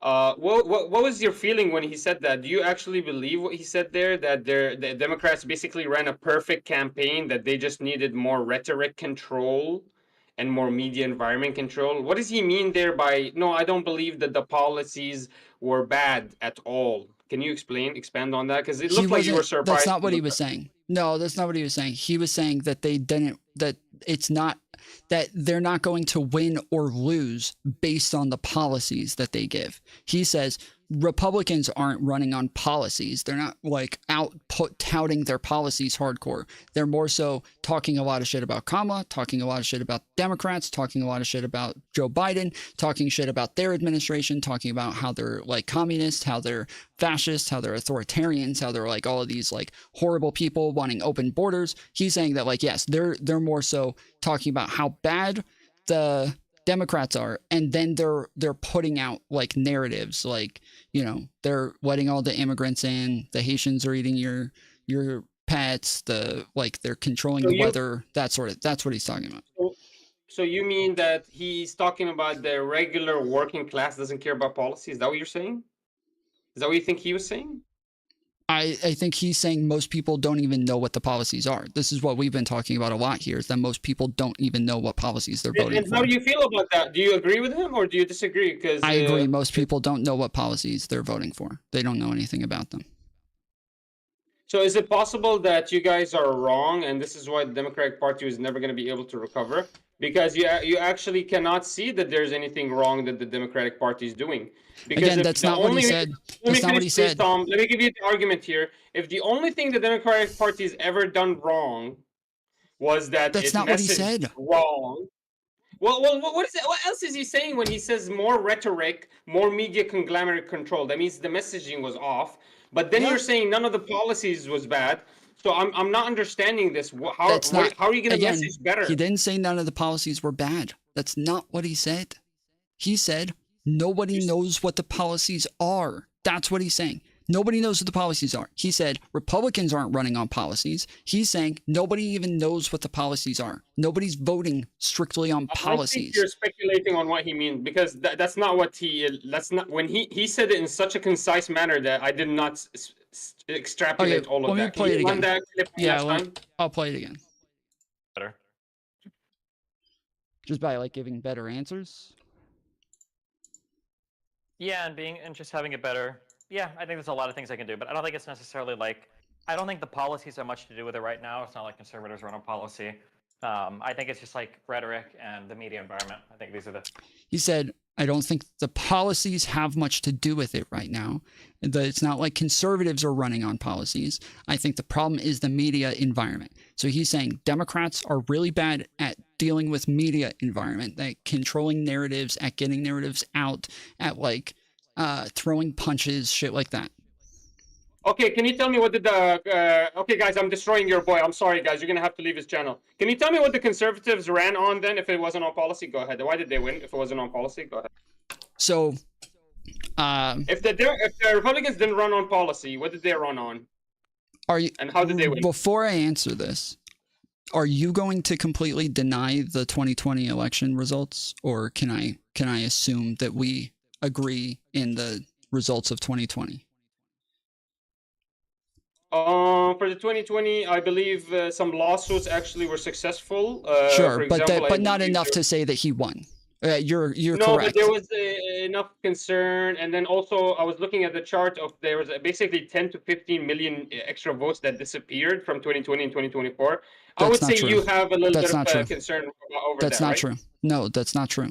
There's a difference Yeah. of 4 million votes from 2020 to 2024. 4 million votes. There's No, to Kamala. Yes. Well, the to Democrats. Kamala, there's 7 million, or maybe less. I think it's less than Yeah, 6 about 10 million. million, yeah. But was there a concern for Trump then when he ran in 2020? He had 62 million, and then when he ran in 2016, he had 62 million, and then when he ran in 2020, he had 64 or 74 million. He all of a sudden had 12 million more votes. Do you think that that's a concern? Do we think he was cheating now because there was a huge influx in votes? No, we don't. There's different amounts of votes literally every election. Literally every single election. There's differences No. in Look at votes. I'll send you the chart. I'll say it's not a big contention. Look, I'm not. The 2020 is behind us, but I'm just. You would say it's possible to say, and there has been some successful lawsuits. It's possible to say there has been some shady business in 2020. Okay, correct? that's not what I asked though. I'm asking, are you denying the results? Do you think there's enough do you think there were enough lawsuits that were won to show that Donald Trump won the election? I can tell you there's not even close. There's only one state. I wouldn't say there's enough. Okay. Yeah. Okay. I would say Okay. there's enough So good. to show, and then I would say that there's 10 million uncounted votes that disappeared. But unless you Okay. can find them, I can't give you what happened Yeah. to them. No. I can't tell you. I'll agree that yes, there was like some election fraud, and there always is some, but yes, just not enough for him to have won. So when we look at the fact that Donald Trump had all the same policies in 2020, and then literally the same ones in 2024, he lost, but he didn't lose because of his policies. He lost because when COVID happened, people just felt bad. They don't like being locked down. And when people feel bad about the way that things are going, they blame whoever's in charge. That's just what they do. And so I understand. I just want to finish just real quick. I promise this is quick. So Biden had a lot of inflation under his watch. It wasn't his fault either. It wasn't Trump's fault that COVID happened. It wasn't Biden's fault that the inflation happened. But people didn't like the inflation. They didn't like the way things were going. And so they blamed who was in charge. Kamala barely lost, but I feel like the only reason she lost You was... haven't answered my question. I did. That is the You answer. give an example of why there could be. I'm telling you that they didn't lose because of policy. But my question, Tom, you went on a tangent, man. You gotta let me speak. That was not a tangent. You went on a tangent. You didn't answer my question. You gave an example. My question was, what did the conservatives run on for 2024 if it wasn't policy? Go ahead. That was And how not. did they win? No, that was not your question. Your question I was, added why 2024 did because you went to hold on, 2020 hold because you were on, running hold out of on. tangent. Stop I don't talking. care about Stop 2020. talking. Stop Destiny's talking. Stop talking. Stop talking. 2024. Stop Destiny talking. was talking Stop about talking. 2024. Stop talking. Your question was not that. Your question was, I don't know, you just pulled out his I fucking wrote mic it or down. something. I wrote it down. Okay, it's fine. That's not, I can play it again if you'd like me to. I will play your question, but I will Wait, tell you again, first this is what the you, second time you're gonna fail doing that. okay, stop talking. Your question was, why did Donald Trump win, or why did Kamala lose if it wasn't for the policies? That was your question. That's what you asked. That's what I answered. If you want to ask a different question now, I'm happy to answer that. But that was your question, and I'm happy to play it for you if you disagree. We were talking. Tom Fuller, I'm gonna prove to you. Destiny said it wasn't policies, and you said, "Oh, what he means by that policies are not what matter to the people. That's not what the Democrats lost." So I asked Correct. you, okay, if that's not true, and I before I did that, I apologized to your chat because I knew this was gonna destroy you. So I did apologize to the chat. Yeah. So you have to remember that. Okay. That you'll see in the clip. Hurry up. And then I said conservative didn't run on policies according to you and Destiny, and you don't think they matter. So how did they win, and what did they run on if it wasn't Correct. for policies? Correct. You exactly. Yes. You went to Yes, that is the question. Yes, that's what I said. When That's what I said. Destiny and you and me were talking about 2024. Yes, I don't know that's why what you I- went to 2020. yeah, All I no, said was, that's hey, what- remember, you hold on. didn't answer my question. Come back. That's all I was reminding you. So don't tell me I ruined anything. I was just actually bringing I you didn't back say to you this. ruined were anything. talking. Okay, that is You the said question I that. didn't ask the question. You said I No, asked a different question. I'm hold reminding you. on. Yes, and I'm agreeing with this one. That's different than what you said in the last one. So this is the question that you asked first, and I said Trump didn't lose in 2020 because of policy, and he had the same policies this time. But Kamala didn't lose or win because of policy either this time. Trump didn't lose or win because of policy in 2020. Kamala and Trump didn't lose because or win in 2024 because of policy. Neither one of them, their policies didn't matter. I'm saying they don't matter. If they did matter, Trump would have won in 2020, but he didn't. Okay, again, I'm going to ask you this question again. Because you brought up 2020, so what did they run on for 2024, and how did they win if it wasn't policies? Can you please answer that question? Hopefully someday he's going to answer I it. answered that question. I need you to repeat back to me what I already told you. If you somehow don't think it answered. What you just said was, oh, and Donald Trump in 2020 lost even though he ran on policy. That means but you never dealt with the 2024 situation. Okay, Talk about I said, 2024. What? I said, But do you hold remember on, the hold on, question? wait, no. Yeah, yes. Why did I say Kamala lost in 2024? Why did I say that? What? I gave you a reason already. What did I say? Let me remember. Give me 1 second, because it wasn't policy. Correct. It was according to Trump. Which means it rhetoric answered your and question. Media environment. No, Media it was control no, environment. it was inflation. No, it was inflation. It was inflation. That's the but answer I gave that's you. not what you didn't mention that since we started talking about Destiny. But I will anyways, I will that's play it my right now question for here. you if you think that. I will play it for you right now if you think that. No, because I need to keep proving that you're not listening to a fucking thing that I'm saying. Because every single time I ask you to repeat back, you have no idea what the fuck I've said. And then every time you try to respond to me, you don't respond to anything that's come out of my fucking mouth. I can't tell if you know you're doing it either, because I literally did. I said inflation in my answer. I said that the reason that they lost was because of inflation. Amounts of votes, But you went on a tangent about 2020, so I lost that point. Like being locked down, and when people feel bad about the way that things are going, they blame. And it's just real quick. I promise this is quick. So Biden right here had a lot of inflation under his watch. Wasn't Trump's fault that COVID happened. Wasn't Biden's fault that the inflation happened. But people didn't like the inflation. They didn't like the way things were going, and so they blamed who was in charge. Kamala, can I ask you a question? That's fucking crazy. I just said the inflation. You said I didn't say it, but okay, you admit that I did say it, yeah? Oh, okay. Okay, now I heard it. So can I ask you a question? So you're saying the conservatives didn't run on policy, but the Democrats lost because the inflation was so high and nobody liked it. So are you saying that a Green Party would have won even if they didn't run on policy? Like, I'm not understanding. Like, what made the people choose the Republicans and believe that they're going to better their lives if it wasn't that Republicans were running on policies? What were they running on then? They were running on, we're gonna better your inflation. Isn't that a fucking policy?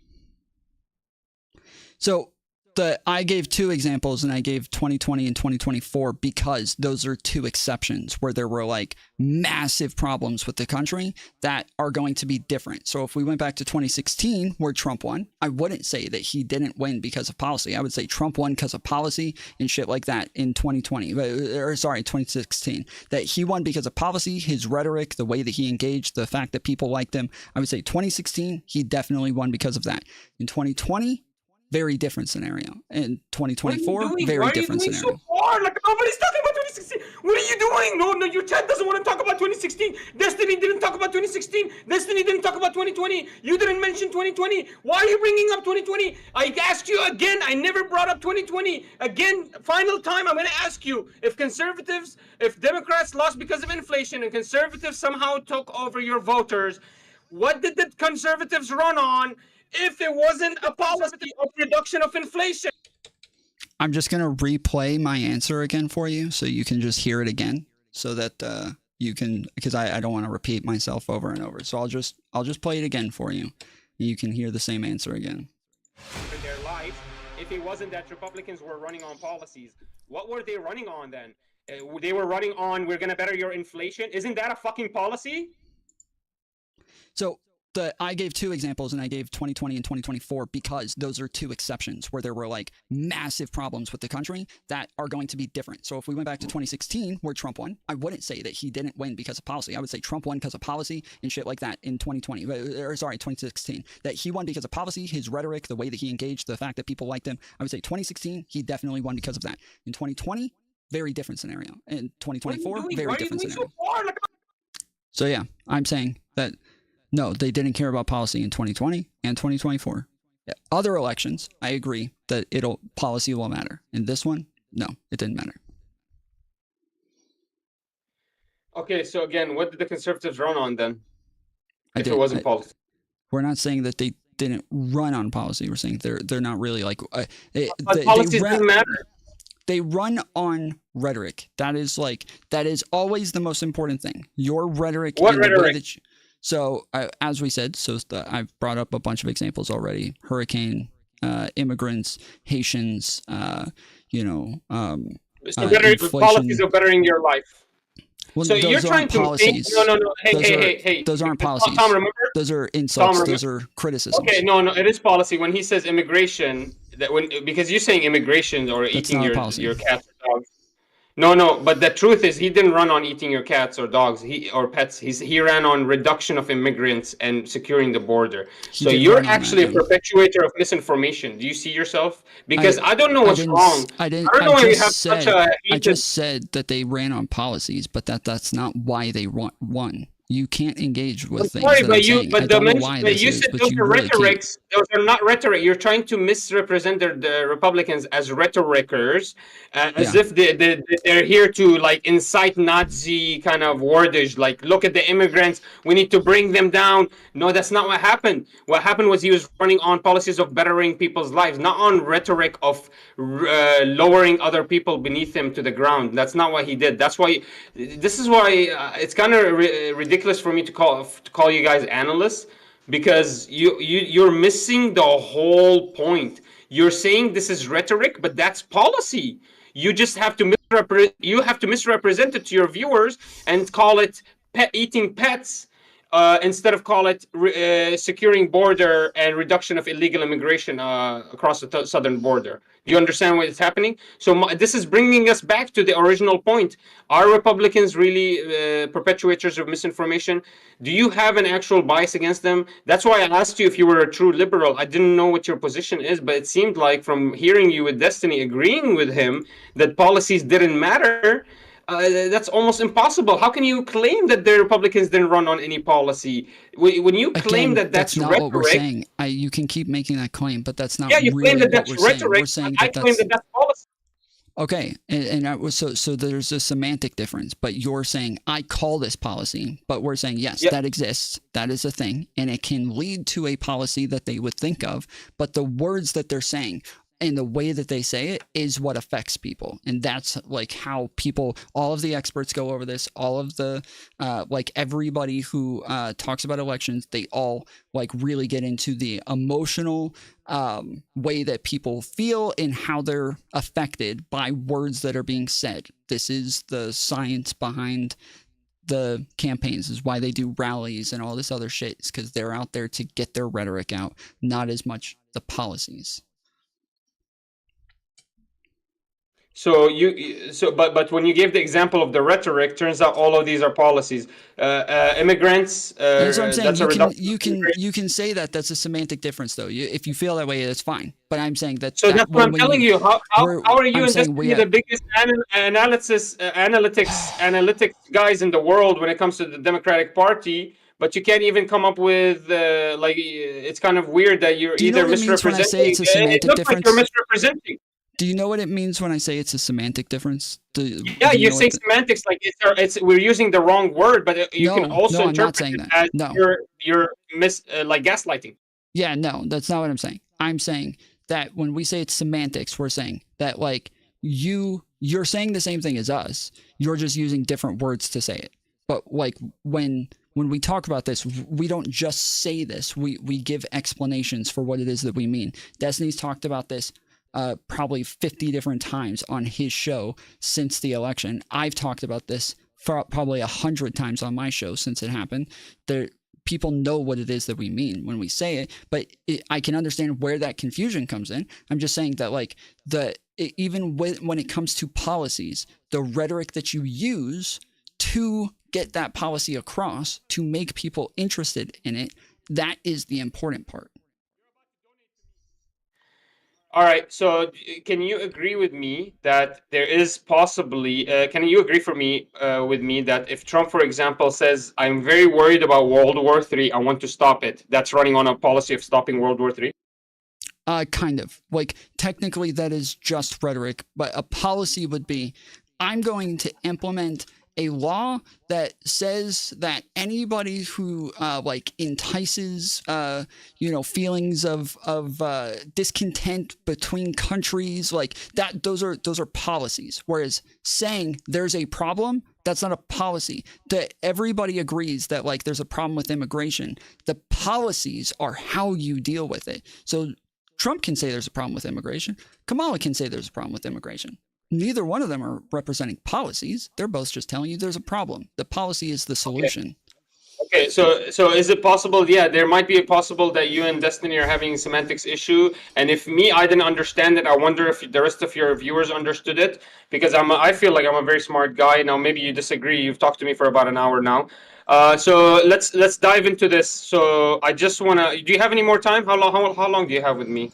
I've got a little bit longer, but I would say that throughout this conversation, obviously, I've had a lot of issues with you misunderstanding everything that I'm saying. And so I do feel like there are a lot of like semantic differences, and I'm trying my best to be patient with it. But like it is, yes, I do think that like there are differences in the way things are being said and how you're interpreting it versus like what's meant to be communicated.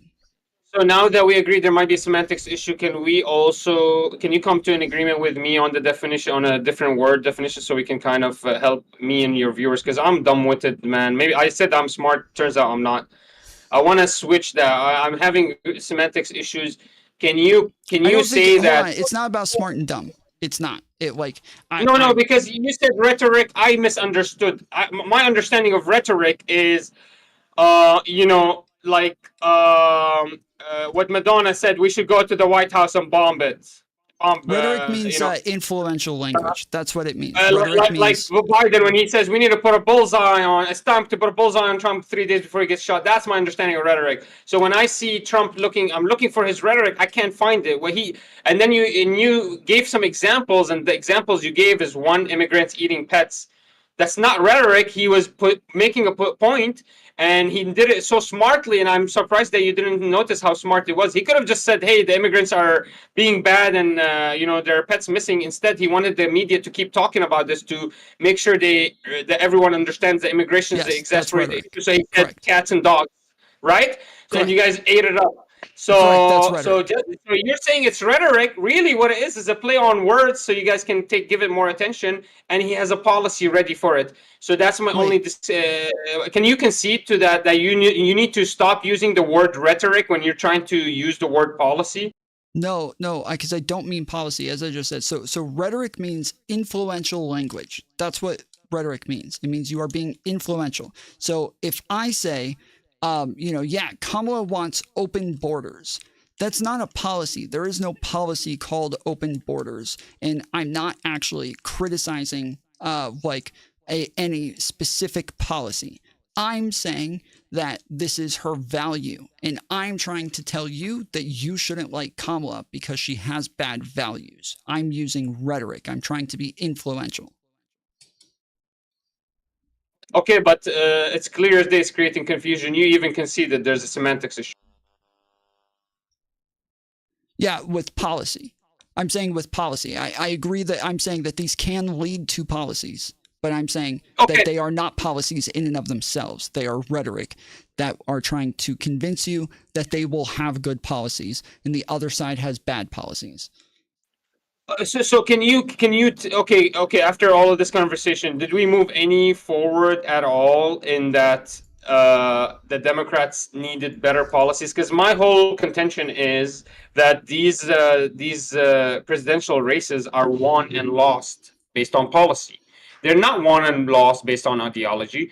They're not won and lost based on a single issue like you would like that to happen. Maybe if it's a big enough issue like economy, yeah, but abortion is just not.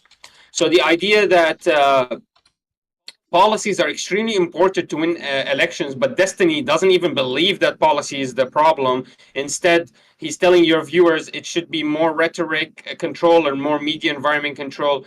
I'm just sitting here. I'm trying to understand. Did that surprise you? Because I understand that we need Democrats need to switch their policies. They need to adapt more working class, kind of like what Hassan Piker said earlier, and I mentioned it to you. Working class populist economic issues. That's what they need to go back to. So what's your position on that? Do you disagree with me that I believe that Democrats need to fix their policies, or do you agree with Destiny that it's actually has nothing to do with policies? After we went through this, that obviously there was some kind of semantics issue. Maybe Destiny meant with rhetoric that their policies are rhetorical or rhetoricy, like they sound like they could be interpreted in a bad way, but really when you look into it deeper, it's well, no, just to be clear, you're not saying, you did say specifically those are policies, but you don't actually mean those are policies, because policies are laws that you're trying to implement. So what no, mean, hold on, let me finish.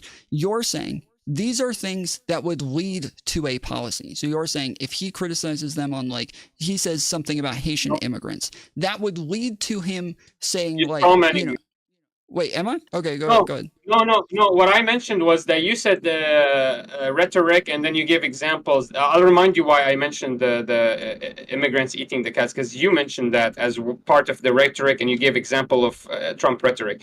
Then I reminded you, hey, you're kind of strawmanning Trump. He didn't say they're just eating the cats. He was trying to make a point that the exasperation of illegal immigrants is creating a health and a border crisis and a security crisis, and he's going to dive into that. So sure. you're picking and choosing. No, that's what I said. That's what I just said. Wait, no, you said that I was. No. That's what I said. Let me finish my point. Okay, let me finish my point. My point, and to say that I was strawmanning you, and I'm trying to let you know that is what I just said. That's the same thing.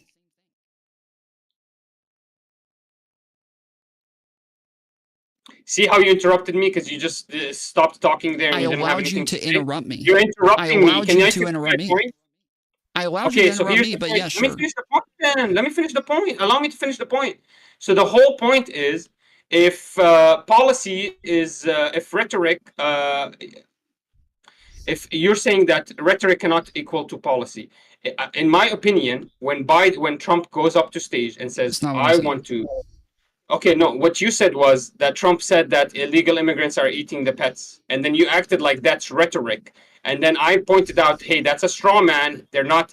Trump didn't say they're eating the pet in a rhetorical manner, as if he's bringing damage and he wants them to be hurt.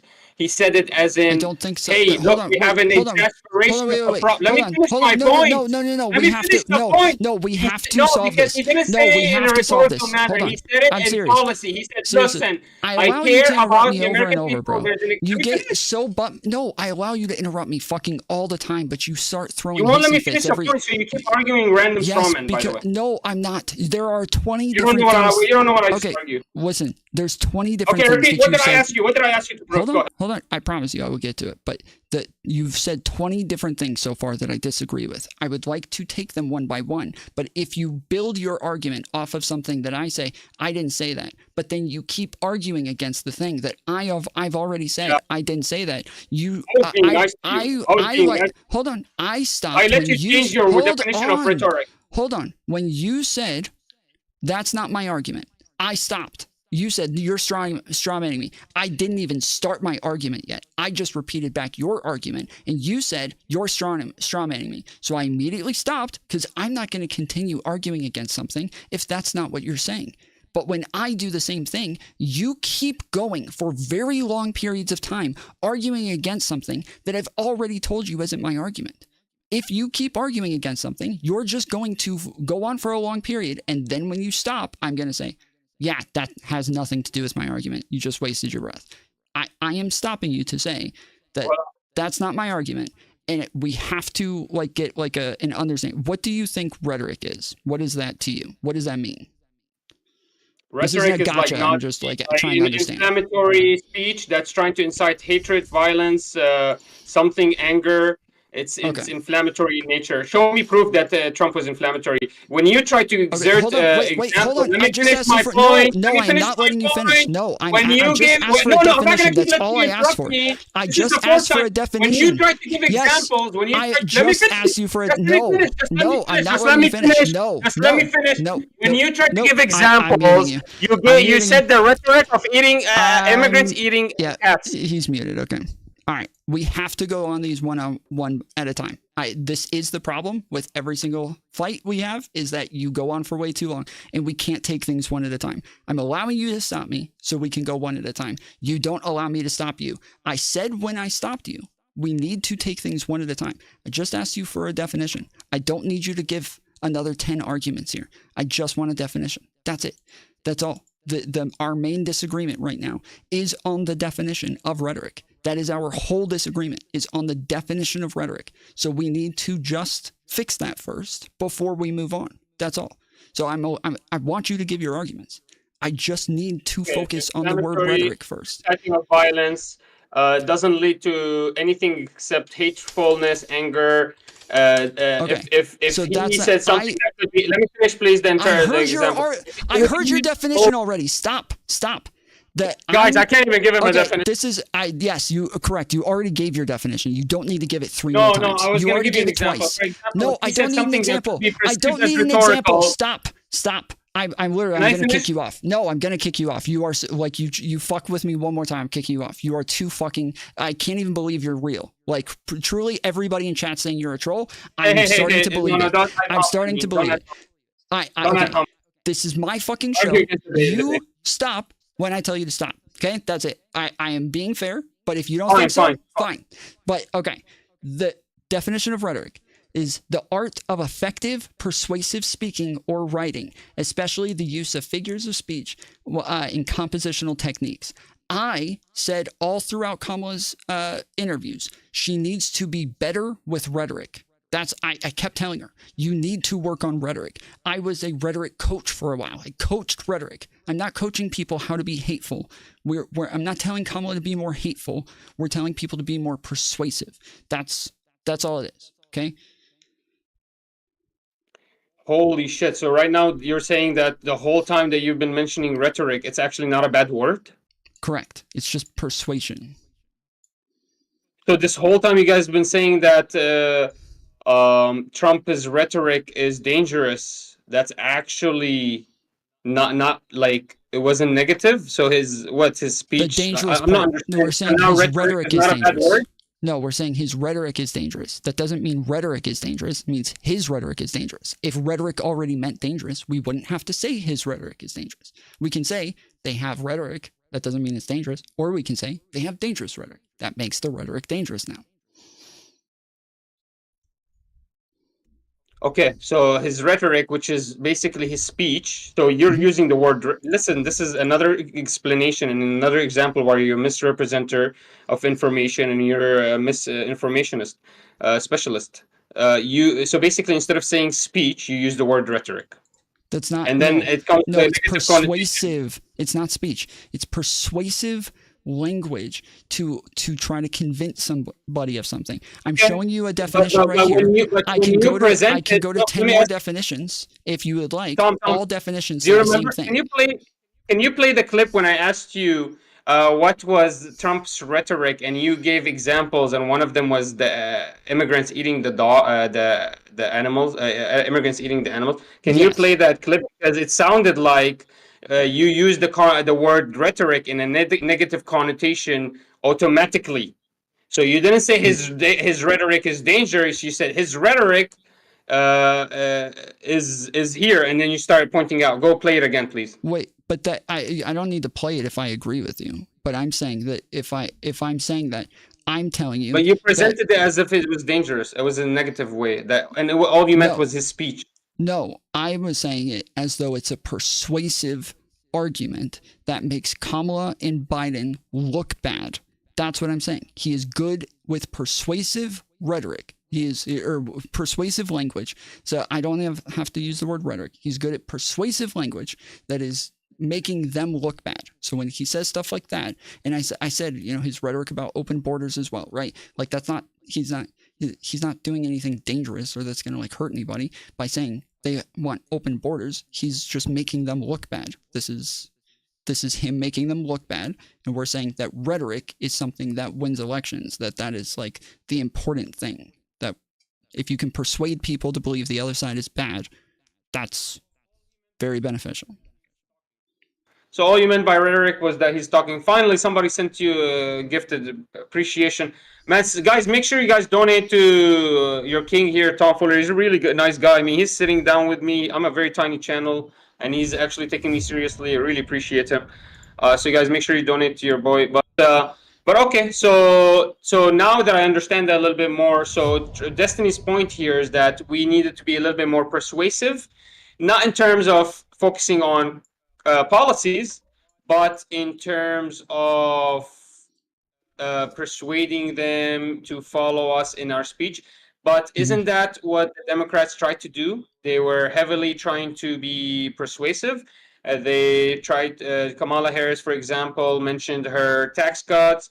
She mentioned a lot of policies, and she tried to tie herself to a lot of policies that were supposed to help the middle class. So are you saying they didn't do that at all, or No. just that Trump did it much better, and that you're going to adapt some of the Trump playbook? What was he mentioned? What does he mean by that? A bit of both. When you say like she mentioned policies, we would separate those from rhetoric. We would say that, yeah, if she's saying this is what I can do for you as president, we would say that's not really rhetoric, even though that is a good way to persuade people. That's more like objective. This is what I will do. Whereas rhetoric is just trying to be persuasive, trying to say things in like a persuasive way. So saying they're eating the cats and dogs, that's not really like a policy there, but it can make her and Biden look bad, like they're just letting way too many immigrants into the country, and now there's negative outcomes from it, and it's their fault. They're fucking everything up in the country. That's more so what we're saying. So we're saying that yes, they did mention policies, but they talked about them a little bit at the beginning, and then kind of got away from them, and then came back, and then got away, and they weren't consistent in their like narrative driving. Can I give you an alternate theory, and you tell me how far away from the truth I am? Yeah, sure. Is it possible that the Democrats thought that they can run on a single issue, and they thought that they can capture the women's vote using Kamala, and then they brought in Tim Walz to try to capture timid men's votes, and they were so confident, they believed that they were going to win because they had in their books, in their pockets, that hey, we can also run that our opponent is a criminal, and we have the top policeman in the world here, So is it possible that they actually ran on very persuasive rhetoric, and their policies were outlined clearly? They were gonna try to help the middle class. They're trying to help Hmm. businesses. It's just that they were so unliked, and they actually misunderstood that single issues might be important to women, but these women are not gonna show up to vote, and they kind of miscalculated that. So is that how far am I? How far am I that the Democrats lost? Please tell me. I think that there's just way more that happened there. Like the fact that there wasn't a primary and then Biden dropped out because after his debate performance against Trump, he was so bad that he had to drop out. Then because he dropped out so late that there wasn't time really for a full primary, but their plan was to run a primary and have a bunch of different people go and run. But then Kamala, because the FEC rules allow her to take Biden's campaign money because she was on the ticket, she was able to immediately come out, start running commercials, start saying, I'm the leader, I'm the fucking, Democratic candidate, and everybody else could have run against her, but they didn't already have millions of dollars in campaign money. So they had no chance to even compete with her. So none of them even tried. Then she built her platform. The DNC said, okay, we're going with Kamala.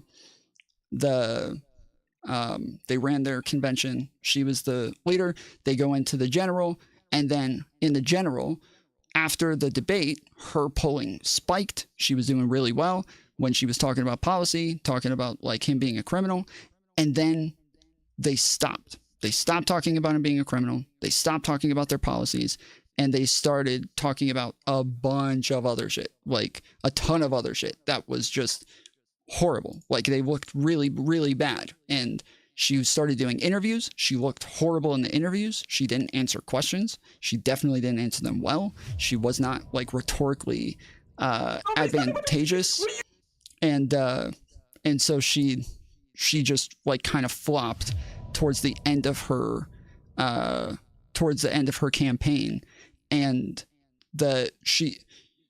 you just real quick. My understanding is they actually thought they were going to win till the last day. Like they actually thought they're going to have Pennsylvania, and they kept saying we're going to have Pennsylvania till the last moment. Maybe like she actually refused Joe Rogan because she thought she needs to stay in the great belt states and stuff like that. Maybe she did. You said you watch a lot of my content. Do you know let what me I ask you a said? question. Let me see how good faith are you. Let's say that Joe Rogan experience interview. How much do you think it hurt her? Like, give me a percentage. How much do you believe, at least of the American people, would have been affected by hearing her in that Joe Rogan interview, and potentially could have been skewed to her favor? I have no idea, because it's totally possible, because of how like she's just not personable. She's not very charismatic. She's not good at like talking very well. Having a long form interview where she's sitting there for a very long period of time talking could have just hurt her. It could have only hurt her, and she could have only looked bad. Or yeah, she could have done really well and been like finally looked like a real human to people and done really well. I have no idea. But I did want to ask, you said that you watch a lot of my content. Do you remember what I said about the like about the swing states and about like her chances of winning and all of that? Do you remember any of this? No, I don't actually. Can you, if it's important, you can remind the viewers. Well, I said that Trump was going to win all six swing states, and that she was going to get eviscerated. Really? Why did you come up with that analysis? What made you think that? Polling was okay. You were reading polling. Yeah. So there was some polling showing. It was just they were kind of on the news. They were kind of maybe. Well, it was. They were showing some scary pollings. There was just other pollings that were a little bit further off. For example, like Lichtman and his keys and all that. But yeah. Anyways. Okay, so. I think we got to the point here because you kind of conceded that Kamala was a pretty bad candidate. So could you say maybe that there is more to that than meets the eye? Could you say maybe that American people don't care about policy, You said that that's what Destiny thinks, and they care more about rhetoric and persuasion and like showing off what you're gonna help them with, which is basically policy. I'm surprised that, like, what is rhetoric except if it's showing your policies, you're persuading on policy. So it's kind of crazy that you guys are agreeing that policies This don't is matter. just It's kind how of crazy. Anyway, this is I want just to how move on people from that. talk about it in politics. Like I really, know. like all of the Okay. experts like kind of agree that yes, most people, if you go ask them what are the policies of Donald Trump, they don't know what it is that he says he's going to implement as far as like laws go, as far as policies, as far as like executive orders, as far as what he's going to try to get Congress to do. Nobody knows. They have no idea. The same for Kamala. They don't really know what the exact policies are. They just know what the rhetoric is that they use.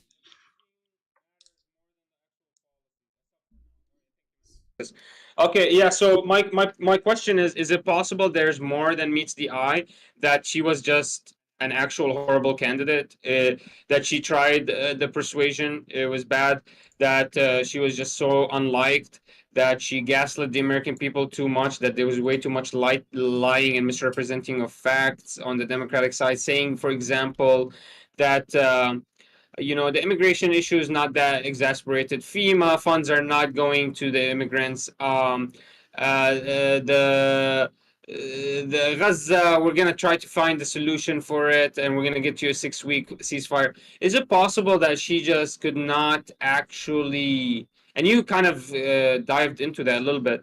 She just couldn't connect to the American people at all. Like, she could have had the best she was saying the best policies. She was saying the best persuasions. Maybe if Gavin Newsom said the exact same things she was saying, he would have been able to say in a more charming manner, to be a little bit more rhetorical and persuasive. Do you agree with me that she was just so unliked by the American people, that they could hear her policies, they just did not trust her? That's definitely one part of it. And I wouldn't deny that. It's just that it doesn't seem to be the most important part. And so that's more so when we're saying the most, because she barely lost. Like, there was just she lost the Electoral College by 2.5, or sorry, 2000. My understanding is she didn't take a single swing state. That's my understanding. Yeah, no, she didn't. But she lost Electoral College by 250,000 votes. That's it. That's less than 1% of the that's less than 0.5%. That's like 0.01 Yeah, but it seems like or point. Yeah, but Tom, the point of the actual election isn't that the number of the electoral college, is the actual voter. Yeah, no, I agree. I agree. No, no, no. That's why I'm. Let me finish Wait, the point, Tom. I'm The agreeing voter with you, but I'm suppressed saying. Wait, I just let you interrupt me, and I'm saying that I agree with that. But I'm saying that she could have won the Electoral College with just 250,000 votes. That's all she needed to win the election. She only lost the popular vote by, was it 2 million votes? Like, she was not this horrifically unpopular person. She wasn't this person that nobody was going to vote for. She lost by just a little bit. And seems like, yeah, the biggest cause of it, when we look at exit polling, most everybody says the reason is because of inflation under Joe Biden. That was the reason. So but what I'm trying to argue is, that if you presented somebody else, like an AOC, for example, let me just think about it with me, that she could have at least been more connected, like she could have at least figured out a way to be a little bit more rhetorical. She could have been more persuasive. That it's actually that Kamala Harris was the actual personality that was the issue. Is it possible? Is it possible that people just didn't trust her? Like, what's your, like? Because my understanding is, the Democratic Party had a huge shift in the voting demographic. The people that they rely on the most left them. Why did they leave? Why were they persuaded away? Why is Trump such a smart debater? Is it that Kamala is just a horrible candidate? What happened? You in the Destiny, you guys, it was very kind of expose, because you guys act like you're political analysts, but there was no analysis there. You guys totally agreed with one another. You didn't push back on any points. 100% you agreed with him on everything. Wait, yes, hold on. But that's not true that there's not any analysis. We talked about the exit polls. We talked about what people said were their biggest issues. We talked about why we thought that they lost. We just happened to agree on these things. But that doesn't mean that there was no analysis because we didn't disagree. It just means that we happened to agree on all of these things. There wasn't when you're bringing up issues, you're saying, hey, these are issues too. Yeah, of course, those are included. That I said it in there that I thought that she was really bad in interviews, but that's not the main But you're issue. saying all she has to do, but you're saying you and Destiny basically what you agreed upon is all she has to do is do better interviews, or next time just do better interviews and kind of be more persuasive on policy. Yeah, so how can she we're do saying, that this time? well, How so can they do that what better? he Shouldn't said. they show up on? He said the media needed to do better. He was saying that because I said, well, you mean like answering questions better? And he's like, yeah, I guess, but not really. Like, it's more so about like controlling the narrative and being able to like get a simple, cohesive narrative out. So he's saying that, as I mentioned earlier, like the CNN and like MSNBC, like they're not putting out like how great Biden did with inflation. They're not talking about how our country compared to all other countries had defeated it the fastest. We had some of the lowest inflation. We had had like better wages after inflation. We did the best out of the entire world, but they weren't talking about that. They were just talking about the fact that people didn't feel good under inflation. And so that sort of rhetoric is like detrimental to their candidacy. So when we look at the policies, well, policy-wise, if people were voting on policy, Kamala would have won because Biden did a very good job with inflation. If that's everyone's number one issue, but Kamala would have had a fucking clean sweep across the board. But they... Wait. Mm-hmm. What do you mean he did a great job with inflation? My understanding is exasperated underneath his administration. So we had inflation. One of the ways that they dealt with it was by spending more, which did exasperate it a little bit. But the main cause of inflation was COVID. The whole world had inflation, the whole world. And we had the biggest economy and didn't have the worst inflation. We were barely in the top 20. Okay, and but yeah, we have the biggest fucking economy. Historically, in the past like 30 to 40 years, we never had 9% inflation until Biden. Correct. As I just said, COVID was everybody had record-setting inflation, the whole world after COVID. Yeah, but Trump had COVID as well. Trump actually finished COVID underneath his administration. I don't know why you keep mentioning that. Did he have to deal with the after effects? Did he have to deal with the after effects of inflation? No, I don't know why you're bringing that up. It's not relevant. Stimulus checks would have been better than Trump. He would have actually gave you the 2,000, whereas Biden only sent you like 1,400. Yes, but that was part of what actually exacerbated inflation was the amount of money that they were giving people. That is part of what exacerbated it. So the money was just a small part. The PPP loans, the CARES Act, the Affordable Rescue Plan, the American Rescue Plan. I said it was a small part. I said it was a small part. But yes, these are also some of the things that fixed inflation as well. So when we're talking about the fact that we have, hold on, wait. When we're talking about the fact that we have the did biggest, Biden create inflation or he fixed it? He did not create inflation. No, the COVID created inflation, but we had, again, the biggest economy, and we did not have anywhere near the worst inflation. Nowhere close. You have to look at things in context. You can't just say there's inflation, therefore bad. But that's what most people do. But people who actually analyze things, we're looking at it in context. Okay, COVID creates inflation for the whole fucking world, yet we have inflation, and we don't have it nearly as bad as everybody else, yet we have the biggest economy. We should have the worst inflation, but we don't. Then we actually recovered from inflation before any other G3 nation. Of all the biggest economies in the world, we recovered the fastest. We had one of the lowest per capita, in terms of GDP out of all G10 nations. Like, we were the best at dealing with it. What was the highest number of? What was the highest percentage of inflation underneath Trump? Do you remember? No. Did he deal with the after effects of COVID? Did he deal with the after effects of COVID? Yes, he actually No, he did not.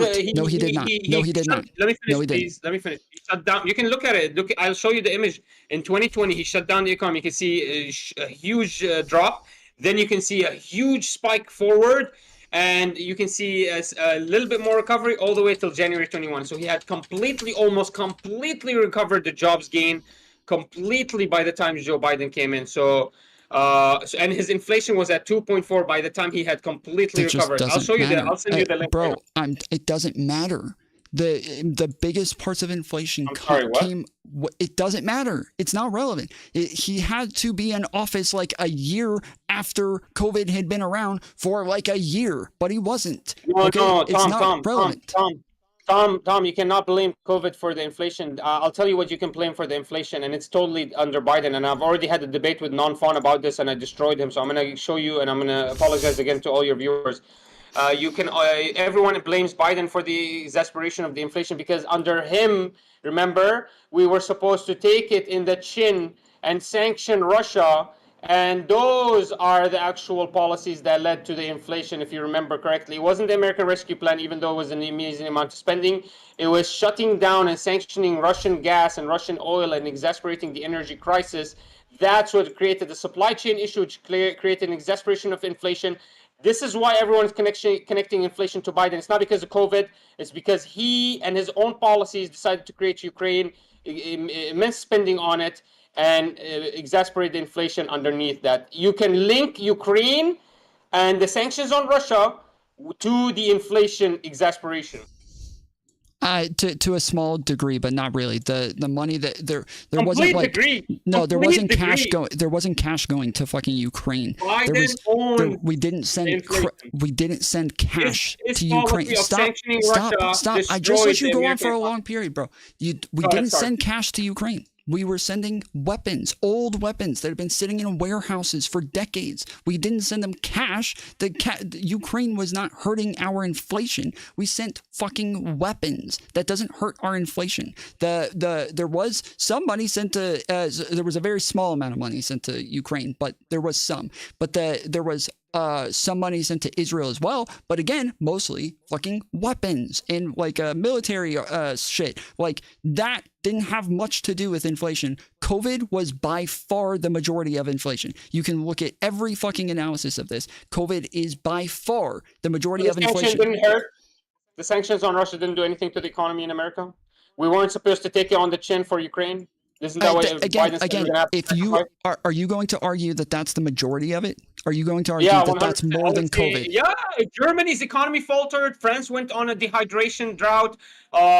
The Belarus and the Eastern Europe disenfranchised with Western Europe and started doing their own, like they lifted the sanctions because they were like, wow, we're going to destroy our economies. America's inflation exasperated the moment, and gas prices and all domestic and grocery prices exasperated the moment that war started. Are you actually arguing that the Ukrainian war did not affect the American economy in any way? Is that what your argument? No, I said it's not worse than COVID. If you want to get into that shit, we can start getting into the fucking fact that Trump spent more than double when it comes to Biden's entire fucking administration. Like, if we want to get that deep into it, but that still isn't, even though Trump really affected our fucking economy, it wasn't the majority of it. It wasn't. It was COVID. I can make a bunch of arguments for how he negatively affected the economy, but it's just not the majority of it. It's still COVID.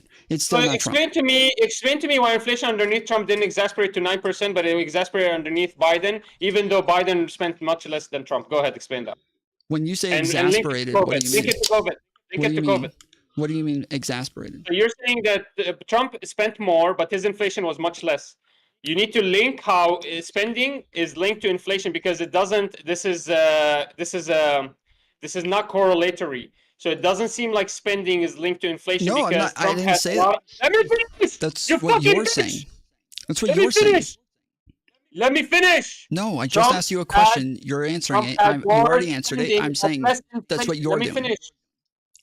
Trump had more spending. I'm looking at your chart right here. Trump had more spending, but less inflation. So how can you link spending to inflation? Again, okay. Oh my goodness. Bro, you don't have to keep repeating yourself. I already got it. You already answered my Bro, question. I And I can can't refund finish yours. because I was gonna finish a point, bro. I was gonna tell you how can you link it to inflation, and what else can you? How is it correlatory when that doesn't make sense? Can you? It's How not. about I bring you something else at the same time that happened? That It's was the not. actual Ukrainian war and the sanctions on Russia, and I'll prove to you right now. Go ahead. It's not. As I keep saying, you're arguing against something that I didn't say. I didn't say it's correlation. Didn't say this. Okay, so how did Trump spend more but had less inflation? Go ahead, explain. Okay. Why are you This showing right us- here is a net 10-year debt approved. Okay. So Trump was not in office for 10 years. I don't know if you're aware of this, but he was not in office for 10 years. Okay. And this even splits it up between COVID spending and non-COVID spending. When you when it comes to government spending, obviously it is not a 1-for-1 when we talk about spending versus inflation, but some of it does affect our inflation. And when you're using like what other economies are going through and what Biden did to try to compare this to fucking COVID, I'm saying I could do the same thing with literally every economic decision made under Trump having net negative for the economy, and still it wouldn't actually come anywhere close to how COVID affected us overall. It just wouldn't. We had tons of businesses going out of business. We had to give Americans tons of money. We had to do tons of different projects to open up more businesses and bring in more money. We had to do tons and tons of things. And so Biden's plan, but again, it doesn't matter. What matters is when we look You're at a liar. every You're a other liar. country. I have proof. I'm gonna send you a link, and I'm gonna send it to your viewers first, and then I'm gonna read from it. It says here, Russia is the world's second largest fertilizer exporter behind Canada. It has long provided large quantities of cheap fertilizer to the U.S. to the point that Biden administration implemented anti-dumping tariffs ranging from 9% to 47%. Despite the tariffs, Russia remained the second largest exporter of fertilizer to the U.S. and its largest foreign source of nitrogen. If sanctions against Russia are eventually expanded to include natural gas, thereby raising worldwide prices, the situation will worsen. Natural gas is a component most nitrogen-based fertilizers, which further helps explain why President Biden and other Western have not targeted Russian fuel exports. So you see how Biden targeting Russian natural gas, Russian oil, Russian and Ukrainian exporters is directly, and I'm going to send you this, and I'm showing it to my viewers for now, directly linked to an exasperation in worldwide prices, which leads into an exasperation of inflation. I'm going to send you this article right now. Okay, this sent it isn't to you. relevant. That's not relevant. But Yes, it is, because the no, it's argument not. is COVID-19 No, it's not. is not enough for you to blame inflation on, because Trump had COVID-19 and he never saw this inflation. Yes, you It's something didn't else that show happened. anything in there that said how much inflation that cost. You never even got to it. Never came across nothing you said was relevant whatsoever. You just said a bunch of big numbers, and then you think that affects inflation. I can't do this again with you, just like you did with fucking immigration. You just kept arguing a bunch of random numbers, thinking that sent it to proves you. some sort of point. Okay, again, as I said, it doesn't matter if it doesn't actually say exactly how much inflation this cost. Then it's not relevant. It doesn't matter. I don't know why the fuck you're sending me something I just told you is fucking Listen to me. irrelevant, and I can't to me. I The can't beginning of hold the your article hand says- through every single fucking argument that you make to try to like get you to engage with me. I can't do this Listen to me. every fucking time. Listen to this. The article says, look, I sent it to your friends, to your viewers. This is the beginning of the article says, while mounting trade sanctions against Russia may devastate its economy, the United States and other sanctioning nations will likely be affected indirectly based on how the conflict roils commodity markets. Mhm. And now we know that it's actually affected it negatively, heavily, because it Okay. actually destroyed it. Still So still the haven't gotten report is to it. proving to you. Now, I didn't give you the perfect number because we're looking at it, and the conclusion is that it hit 9%.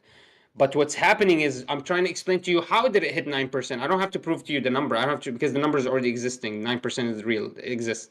I'm showing to you how it proved it, and this article is giving a glimpse. It's saying, yeah, you're right. Sanctions, COVID can be a little bit hitting, but turns out sanctioning Russian oil is devastating to world economy and specifically sanctioning economies. So the economies that are sanctioning the commodity marketer and exporters also affected by the sanctions. By the way, that's what this article is mentioning. And so it's saying there's a devastation effect to Russia, but it's going to be collaborated back onto us.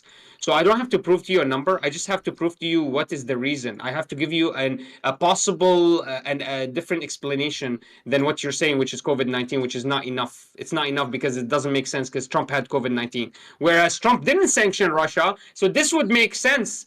Trump didn't sanction Russia, so he never exasperated his inflation and never hurt himself. Whereas Biden sanctioned Russia and he exasperated his inflation and hurt himself, the economy. Go ahead, respond to that, and don't go away from that. I'm not responding to that. That doesn't respond to me. So I appreciate you coming on. All right, can't. hey I Tom, can't you're keep doing a this. gangster, man. I appreciate you. You're a gangster. I'm not gonna lie, you're a gangster. I really appreciate you. Yes, sir. All right, appreciate Thank it. you, bro. Have a good one.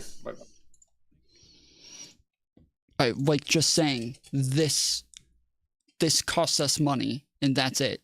Like All right, we gotta check out the cope. We say- gotta you check literally out say, the cope. I don't have to. I don't have to This is show how much it affects us. I just have to and show that's that it did affect us. And now You have to say prove he that it literally was says, that I don't COVID have was to. I don't have to show. No, I how don't. much it Like, we affects can just us. look I up just have any to show fucking that it did affect economy, us. And now you have economists to prove that it was that COVID was analysis, more. No, I don't. Like, we could just look up any fucking economy, economist analysis. let's see. Oh What my caused god, that's inflation? hilarious. This is That's hilarious. Small Okay, man he's the because unknown. Manar is David. Let's see. Exactly, I am small because I'm David Conceptual against Goliath. inflation. You're right. I like that guy. I like